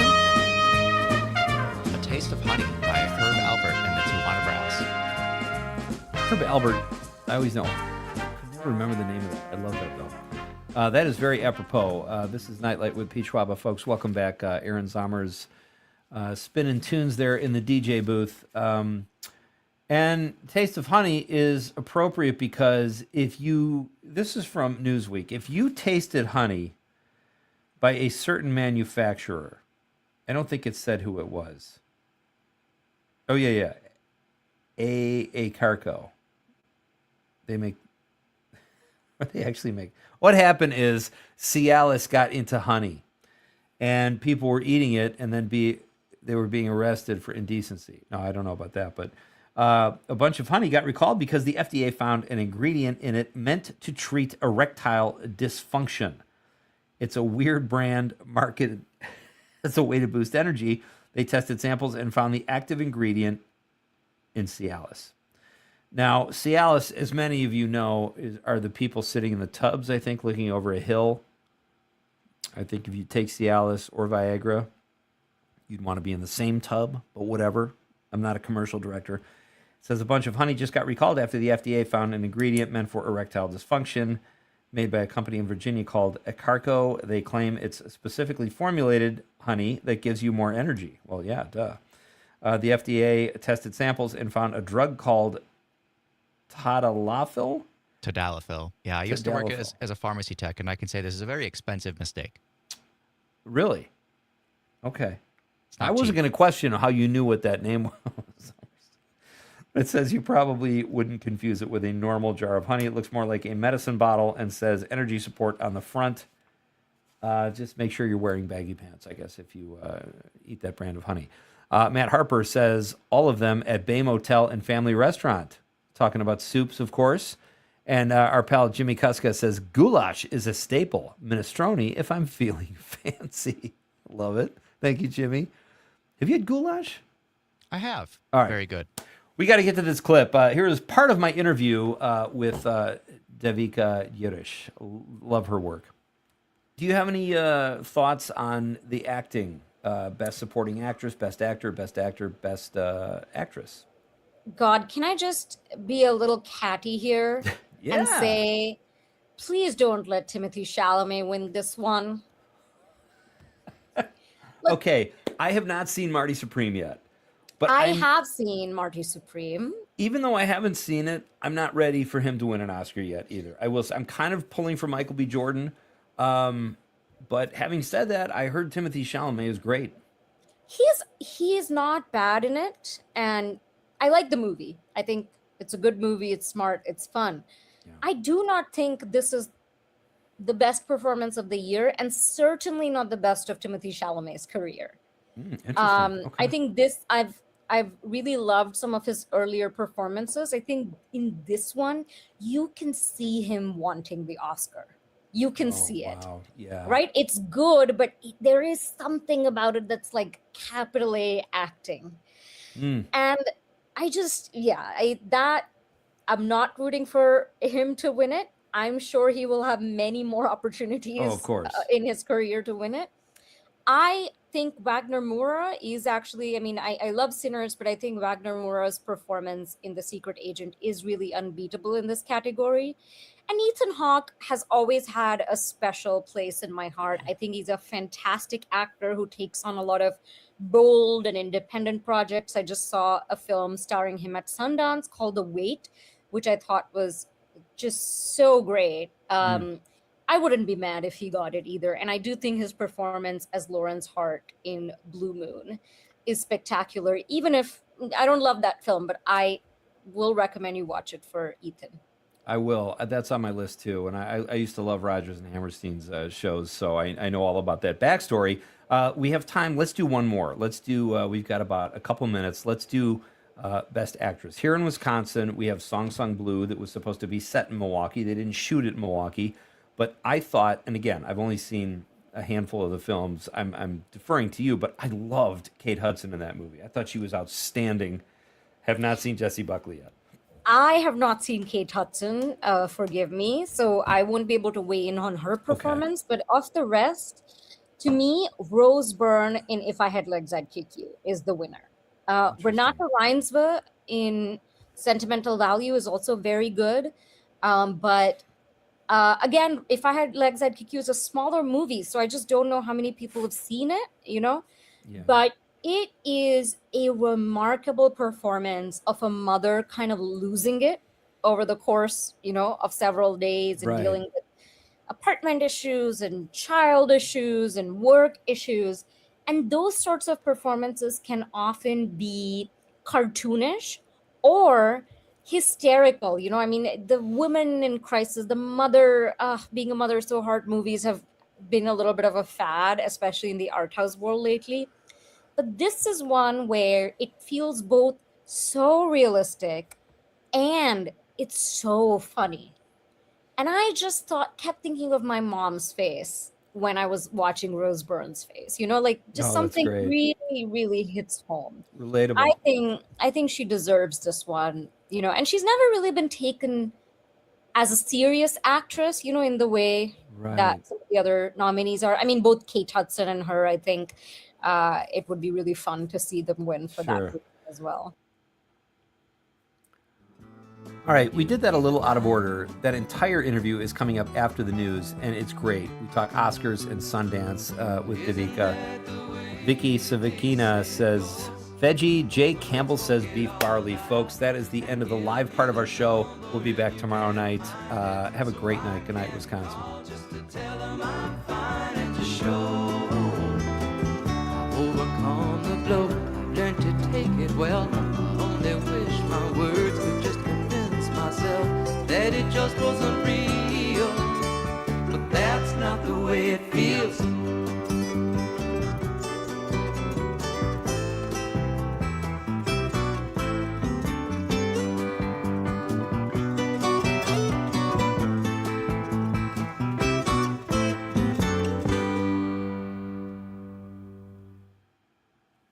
WMDX Madison, where conversations are free range and organic.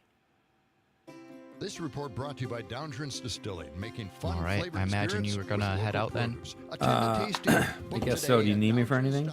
No, we should be good. Okay, so we got through all the texts, and you'll be in Green Bay tomorrow, so let's touch base in the morning, but depending on when this meeting is, I should be able to make that, and I prefer to do it there anyway. I have an in-studio guest who I haven't contacted yet, so that should work out well. Gotcha. So yeah, that would work. I might add someone too, if like a short, whatever. But and we're supposed to remind Mike Clemens tomorrow, but he'll be on. And yeah, awesome job, sir. Thank you very much. Sorry, I'm kind of out of it. No, all good. We had some great stuff these last couple of days. I'm sure tomorrow will be good. I don't have let me see. Yeah, I don't have any information about who's on tomorrow. Oh, okay. I'll send that to you right now. Okay, cool. And then also, if you need, let me know how that ad sounds. Obviously, I'm at home. I can pop back down here in 2 seconds. And if something doesn't sound right or the performance isn't there, let me know and I'll come back down and do it. Okay. But will you send that to me when you're done? I sent it to Amanda already, but I can send it to you as well. If you could send it to me, that would be great. I was just curious. I'd love to hear it. And I'm sending you the guest for tomorrow right now.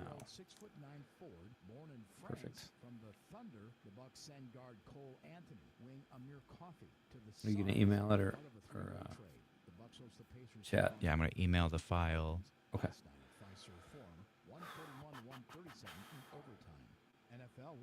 And I got your list of the people tomorrow. Awesome. Oh, I guess I could have figured that out since we recorded the teaser for it. Yeah, but still. I thought you'd have access to the show sheet, but who knows? So we'll figure it out. Okay, buddy. Sounds good. Thank you very much. All right. Adios. See ya. I feel very comfortable with what we do as offense, and I think we have a great system. That's the Packers' Jordan Love with sports. I'm Mike Clemens. On your entertainment beat, I'm Pete Schwaba. A new derivation of an age-old classic hits the big screen this weekend. Luc Besson's Dracula will most likely be playing in your local theater with a really solid cast, which includes Caleb Landry Jones and Christopher Waltz, who plays a priest. The film is pulling a barely fresh rating on Rotten Tomatoes at the moment, but it might be worth a look given the talent involved. Whistle is a new horror flick from IFC Films. A group of teenagers stumble across an artifact known as an ancient Aztec death whistle. Kids being kids, they horse around with it, assuming they had no idea it was called an Aztec death whistle. And before they know it, they are cursed. The film is reviewing fairly well and barely fresh at 65% on Rotten Tomatoes. And more horror this weekend as the final film of the Strangers trilogy hits the big screen featuring masked killers and complete disgust. The Strangers Chapter 3 has no reviews yet, so tread cautiously. Let's go to the movies. For more showbiz fun, tune in to Nite Lite with me, Pete Schwaba, weeknights from 5 to 8 p.m. on the Civic Media Radio Network.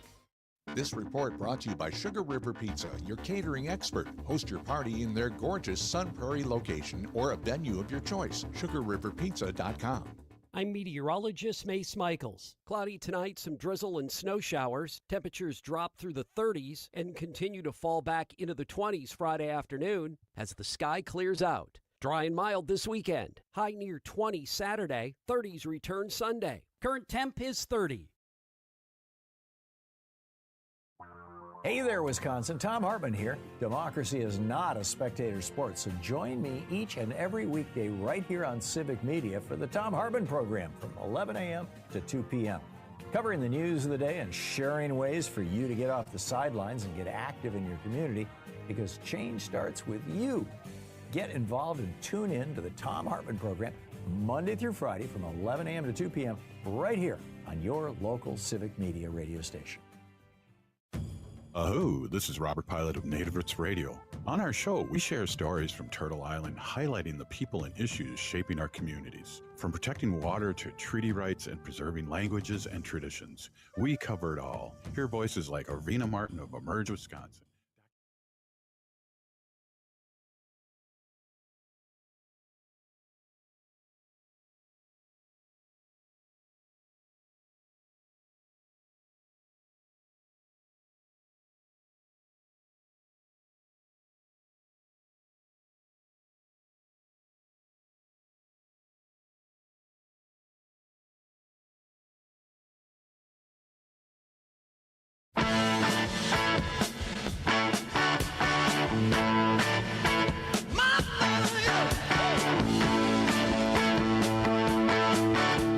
Welcome back. I'm Pete Schwaba. This is Nite Lite. It is great to have you here, folks, on this beautiful, chilly night here in winter in Wisconsin. We are broadcasting statewide and talking movies. We are switching our show to talk about one of the things I like to talk about the most, certainly, as many of you know. Joining me now is a very talented, respected film critic and the editor of Film Comment magazine. She is also a talks programmer at the at the New York Film Festival. It is my pleasure to welcome Devika Girish. How are you?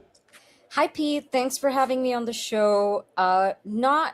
It's not very usual that I get to speak to the people, the cinephiles of Wisconsin. So I'm so excited.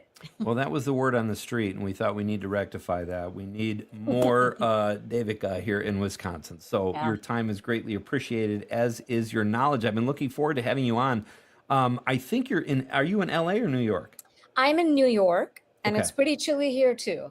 Okay, yeah. It can't be Wisconsin chilly, but chilly, chilly is chilly. It's getting closer and closer, it seems, but I bet we can't compete with y'all. So, well, okay. So tell us, before we get into some film talk, tell us a little bit about yourself as a reviewer, and then maybe we'll talk about a little bit of the work you do at Film Comment. Yeah. So I'm editor of Film Comment. Film Comment is a publication of film at Lincoln Center, which is the film department of Lincoln Center. So it's a very Matryoshka doll sort of situation. I've been working for Film Comment since 2019. Film Comment is, even if I say so myself, the premier US publication devoted to film criticism. And so for Film Comment, I edit, write, commission, actually also host a podcast. So not my first rodeo on the radio. And sort of just shape the editorial direction of the publication. But I also write about films for other publications, including the New York Times. I've reviewed movies for them and for a while, and I write a monthly column for the Times, picking out international films to stream, like new international films that people can watch on streaming services. And for the New York Film Festival, which is also organized by Film at Lincoln Center, I program the talk section. Nice. So I'm the person who, along with a co-programmer, along with the team, invites filmmakers and different artists to come together for a series of kind of curated conversations during the festival. What a great gig you have. That is so fun. Can't complain. Yeah. So what are your favorite aspects of film to talk about when you're hosting these panels or when you're working at Film Comment? And then also, when it comes to reviewing, I've read some of yours, by the way, on Rotten Tomatoes. You're such a great reviewer. Well, let's go to the panel first. What are your favorite elements to talk about? Film is special because it brings together so many elements, unlike many of the other arts, right? So there's like a technological aspect to it. There's obviously an artistic aspect to it. There's a people aspect to it. Like it takes a whole village to pull it off. There's a whole economic aspect to it. I mean, Pete, before we went on air, we were just talking, you were talking about how sometimes people write screenplays that just sit in a cupboard somewhere, and never make it out there. So there's like a labor and money aspect of it. There's the aspect of, how people receive cinema. And so maybe this is a cop-out, but I can't really say that I have a favorite aspect. To me, it's more in these panels trying to understand how all of these things work together. Because as a viewer, you're just looking at the movie, like this finished product, and it can seem like that just kind of grew out of the earth or something, but like understanding that it takes so much time and coordination and so many different types of the arts working together, whether it's music and visuals and writing, acting. Yeah, I really love kind of getting into how all those parts lock together in a movie. How did you end up as a critic, and then now what you do too. But like, was it hard to like? How do you break into that? Were you a journalist in another avenue at first, and then you decide I love movies, I'm going to write about movies? Like, it seems like that's almost it's harder to become a film critic almost than a writer with a produced film. Like, there are very few film critics in America. It seems like. Well, there are very few paid film critics in America. Let's put it that way. Yeah. Salaried or paid. It is definitely not an easy world to break into or an easy world in which to sustain yourself. So I consider myself very lucky that I was able to get a job doing what I love. I mean, I unfortunately don't have a very exciting story. I studied film in college. So, I was a lover of cinema. Didn't quite know what I wanted to do that at that point. Was like, maybe I want to write. Maybe I want to develop movies. Maybe I want to work for a film festival. Maybe I want to do a PhD. But I'd also always loved writing, and especially writing for magazines. Since I was a child, I was an avid reader of magazines. And so while I was in college, I started reviewing movies for the school paper. Okay. And I remember the school paper would reimburse the cost of my ticket to the local cinema. I don't know, it was like $5. And I felt so special. I was like, I have made it. And then what happened was that I realized that writing about cinema allowed me to write about a lot of the things I care about, like culture, politics, society, history. Films for me became kind of an outlet to do the kind of broader cultural journalism that I think I'd grown up really admiring. And it became my portal through which to do that. So I was doing that, and then I ended up interning at Film Comment. Again, without like a master plan, it just was a magazine I read and admired, and I needed to do something over the summer, and I wanted to be in New York. So I applied and I interned, and that's when I understood that there was there was this world. It's small, but there is a world of people who are all about watching, writing, thinking, showing movies. And so, I mean, I also did get a master's degree in arts journalism after that, and freelanced for a little bit as well. And then landing the job was, a mixture of all of that buildup and then pure luck. Wow. Well, the luckiest people appear to be the hardest workers typically. So you've obviously put your time in, and that's great. My guest is Devika Girish. She is a film critic and she is the talks programmer at the New York Film Festival and editor of Film Comment magazine. Definitely check those out, folks. She does great work. You just came from Sundance, I know. What was the buzz? What should we look out for? From Sundance? Yeah. This was a very buzzy Sundance for many reasons. It's the last edition of Sundance to be held in Park City, Utah, where it's been held for many decades. I mean, right. It's been held in Utah for since it was founded in the 1970s, and Park City for a large chunk of that. It's now moving to Boulder, Colorado next year, which is a location they selected after a big bidding process. And people were really contending with what that means and, what it would mean to kind of lift this infrastructure, put it in a different place with a very different kind of community. And in terms of the movies, God, I will say, so one movie that I saw at Sundance that's already out in some places and about to be, so I mean, people will have a chance to see it in cinemas, is The Moment, which stars Charlie XCX as herself.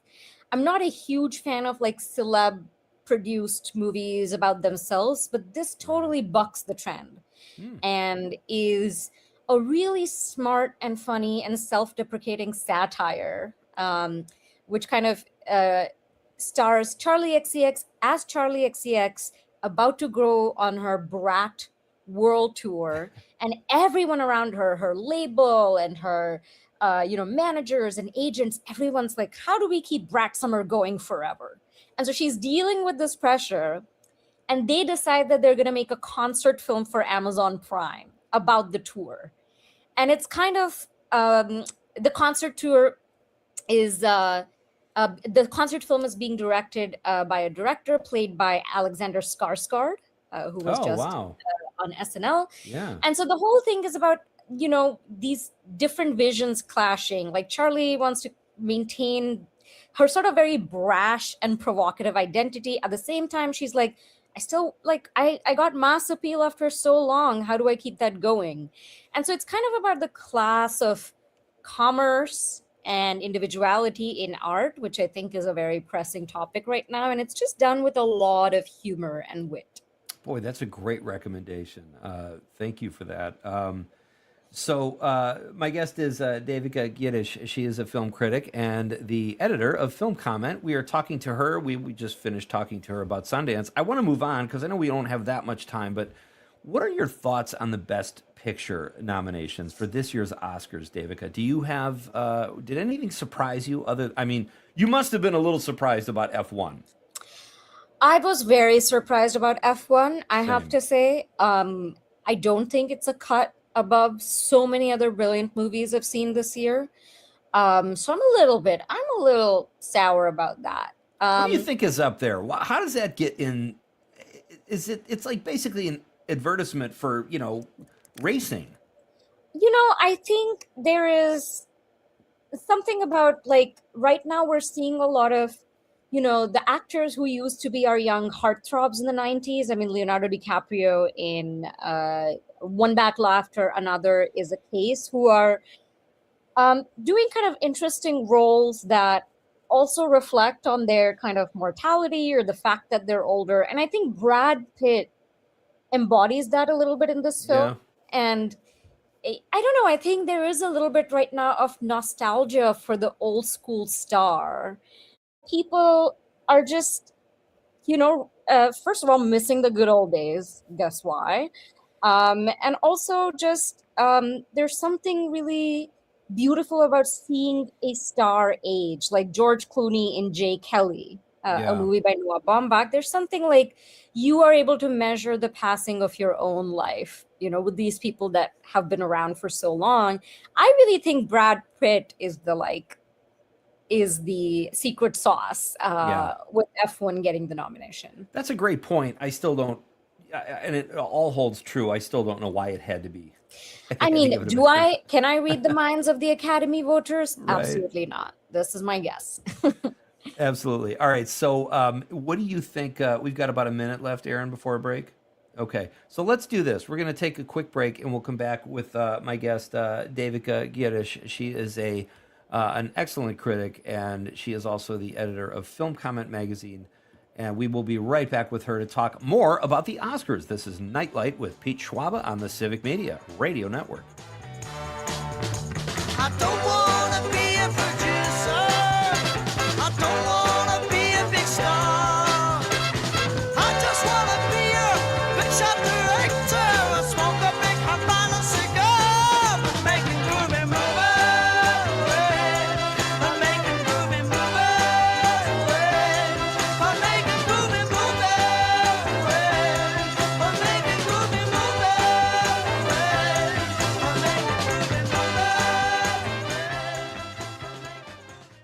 The Colorectal Cancer Alliance wants you to know a lot of things in life are preventable. Ooh, gas station sushi. That's preventable. And even colon cancer can be preventable if you get screened. If you're 45 or older, talk to your doctor. Go to colorectalcancer.org to learn more. From the Madison Common Council to the state capitol, stay informed with Civic Media's Radio Network news team right here on WMDX and on the Civic Media app.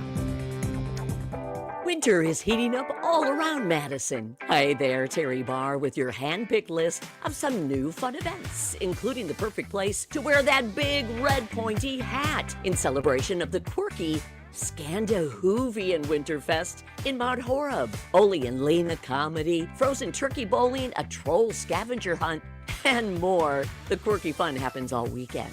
Also this weekend, the Frozen Assets Fest turns Lake Mendota into one large park. The Clean Lakes Alliance hosting skating, skiing, running, kite flying, and all in front of the Edgewater, yes, on the ice, free and open to all. And if you'd rather be inside, there's a winter prom for the family Saturday night at Monona Terrace. Your chance to dress up and dance the night away with DJ Payne 1. $10 for the entire family. Find more at WMDXradio.com and the community calendar section. Enjoy! And until next time, I'm Terry Barr. Join me, Tom Hartman, each and every weekday from 11 a.m. to 2 p.m. for the Tom Hartman program right here on Civic Media. I talk about the issues that all Wisconsinites can get behind, from unrigging our economy so it works for all of us, not just the billionaire class, to improving our representative government, to delivering on the promise of we the people. Tune in middays right here on your local Civic Media station from 11 a.m. to 2 p.m. for the Tom Hartman program. Tag, you're it. Civic Media Mornings. I'll be honest, I don't mind public transportation. I will take it when necessary. I don't like it because I'm a germaphobe. I don't know what people have touched. I don't know who's touched things. And so family vacations always were extra special because we just walked around saying, don't lick that. Why is that in your mouth? Please don't. That's disgusting. Wow. He doesn't walk around just licking things, thankfully. But he... Not since the restraining order. Catch Jamie Martinson and Brian Noonan at your local Civic Media station. Weekdays, 6 to 8. Reading aloud to children sharpens their listening skills, expands their vocabularies, and nurtures a lifelong love of reading. That's why Reading is Fundamental, the nation's leading children's literacy nonprofit, offers free monthly read-alouds by popular authors through its Rally to Read program. Visit rallytoread.org to watch the read-alouds and discover exciting reading activities for school and home. Visit rallytoread.org today. We are the National Park Foundation, and together with you, we're creating a future where every person, every generation gets their chance at an unforgettable moment. Learn more at nationalparks.org/foundation. Parallel parking in Madison? Impossible. Finding real conversation on the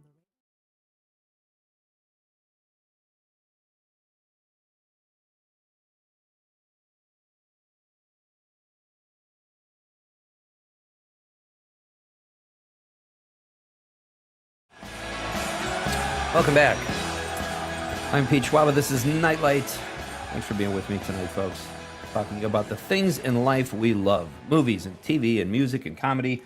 And joining me now over the stream from New York City is Devika Yiddish. She is an excellent film critic and the editor of Film Comment magazine. We're talking Oscars, and we talked to F1 a little bit, Devika, and we both kind of agree it maybe shouldn't have been nominated for Best Picture. But what are your thoughts on the rest of the nominees? Do you have a favorite in that category? Yeah, I mean, I'm so glad you asked that question because I have a favorite that I think, I don't know if it'll win, but absolutely the best film in this list of nominees is The Secret Agent, which is a Brazilian film. Yeah. A Brazilian film by the director Kleber Mendonça Filho, who I've been following for a long time. I'm a huge fan. I love all of his movies. And it is very rare for an international film, especially a non-Western film, to be nominated for Best Picture, not just Best Foreign Language Film, Best Picture. It's such an achievement. Yeah, The Secret Agent, I think, is a absolutely brilliant film. I saw it first at Cannes last year, where it premiered and nabbed some prizes as well. It stars of Wagner Moura in an incredible performance. Wagner Moura was also in I'm Still Here last year, which won the Oscar for Best Foreign Language Film. And I think people here also know him from Narcos. He was in Narcos. And so he has a lot of familiarity with American audiences as well, but he's a phenomenal actor. And this performance is really stunning. And this film is, it's set during the Brazilian dictatorship of the 70s. And it's kind of a thriller following this guy who's on the run from the authorities and mobsters. And it's just this atmosphere in Brazil of constant fear and paranoia, right? So even when there isn't violence on screen, you feel like it's lurking at the corners. Yeah. And he basically goes into hiding and goes to Recife, where Kleber Mendonça Filho is from, in northeastern Brazil. and stays in a house where there's a bunch of people that you might call as refugees of the dictatorship. And they're all living in hiding. You don't really know everyone's reasons, but this is the atmosphere. And so the film is this like thriller about him, trying to get out of the country with his son, trying to evade the people after him, trying to keep up his charade. But what's also really special is that this is a movie about movies. This is a movie about how movies help us make sense of the world, how movies, help us make memories, especially in the last century. And so Jaws figures prominently in this movie. And I kind of don't want to say too much because I really want listeners to discover it for themselves.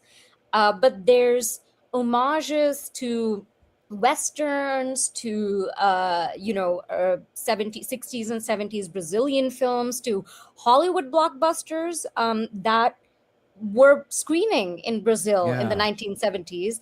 And a lot of the action takes place around a cinema, which no longer exists in Recife. Yeah. I'm so anxious to see that movie. And I live in a small town. I don't have access. It's not streaming yet. But I love movies that were shot in the 70s as well. It's just so great. Okay, so that's the one you want to win.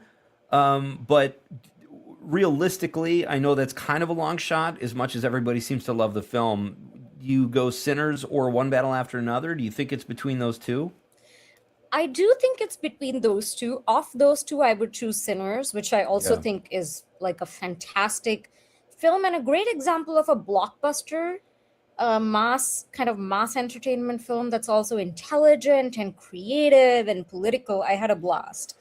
I do think the odds right now are stacked in favor of One Battle After Another. Really? Wow. Based on how the Globes have gone, how the Critics Awards have gone, on both sides of the coast. And One Battle came out later. I mean, there's often recency bias with these things. And it just came out with just these, strong word of mouth, like raves from all these people in the film industry, just raving reviews. I think it's going to kind of ride that wave to the statuette. Wow, that's interesting because, as we know, Sinners broke the record for the most nominations. And I agree with you. I think Sinners has no weak link. It's set design, music, acting. It's got everything. But I would say as a viewer, I liked One Battle a little bit more. I love them both. But I'm kind of pulling for Sinners just because of that. And either way, it's a first-time director winning. So I've had other critics on that said they might split the award. Somebody might give it to the movie. Somebody might give it to the director. Do you have an opinion on that? That is possible. Yeah. I think Sinners is going to take home several awards. I am doubtful that it'll take home Best Picture. There is a chance that it could take home Best Director. Paul Thomas Anderson has won a lot of those too in all the preceding awards. I think, and I'm actually not as enamored of One Battle After Another as a lot of people. I actually think Sinners is the most deserving one, but One Battle was shot on 70 millimeter, was shot on VistaVision, a format that no longer hasn't really been used in a long time. I mean, even if I didn't think the film was better than Sinners, it was stunning to watch. And there's a lot of ways in which I just think it has the elements that Oscar voters are more likely to sort of fall for than Sinners, which is so fun and amazing, but it's a little bit prickly too. It changes form. It gets at some historical political commentary that some people I think were I don't know what this is. This doesn't make sense. All the more reason. That's what I like about it, though. That's one of the reasons I would lean towards Sinners. I agree. Boy, we need, next time, if we can do it, let's do an hour with you. I love how passionate you are about film and cinema, and it was so great to get to know you. So I hope we can do this again, and keep up the great work at Film Comment, the New York Film Festival, and all your reviews. Just great work. Thank you so much, Pete. It was a pleasure. You're welcome. That's Devika Giddish. I'd like to thank all my guests tonight, including Hudson Henley from Song Song Blue, and Jeff Blankenship, the director, Cedar Crest Ice Cream, Shannon Simon, Ann Jarowski, and Hope Era. Thank you for all your calls and text. Another fun night on Nite Lite. Thank you, Aaron Zommers, for sitting in for the kid Conrad Krieger. We will be back tomorrow night to do this all over again. Good night, Wisconsin.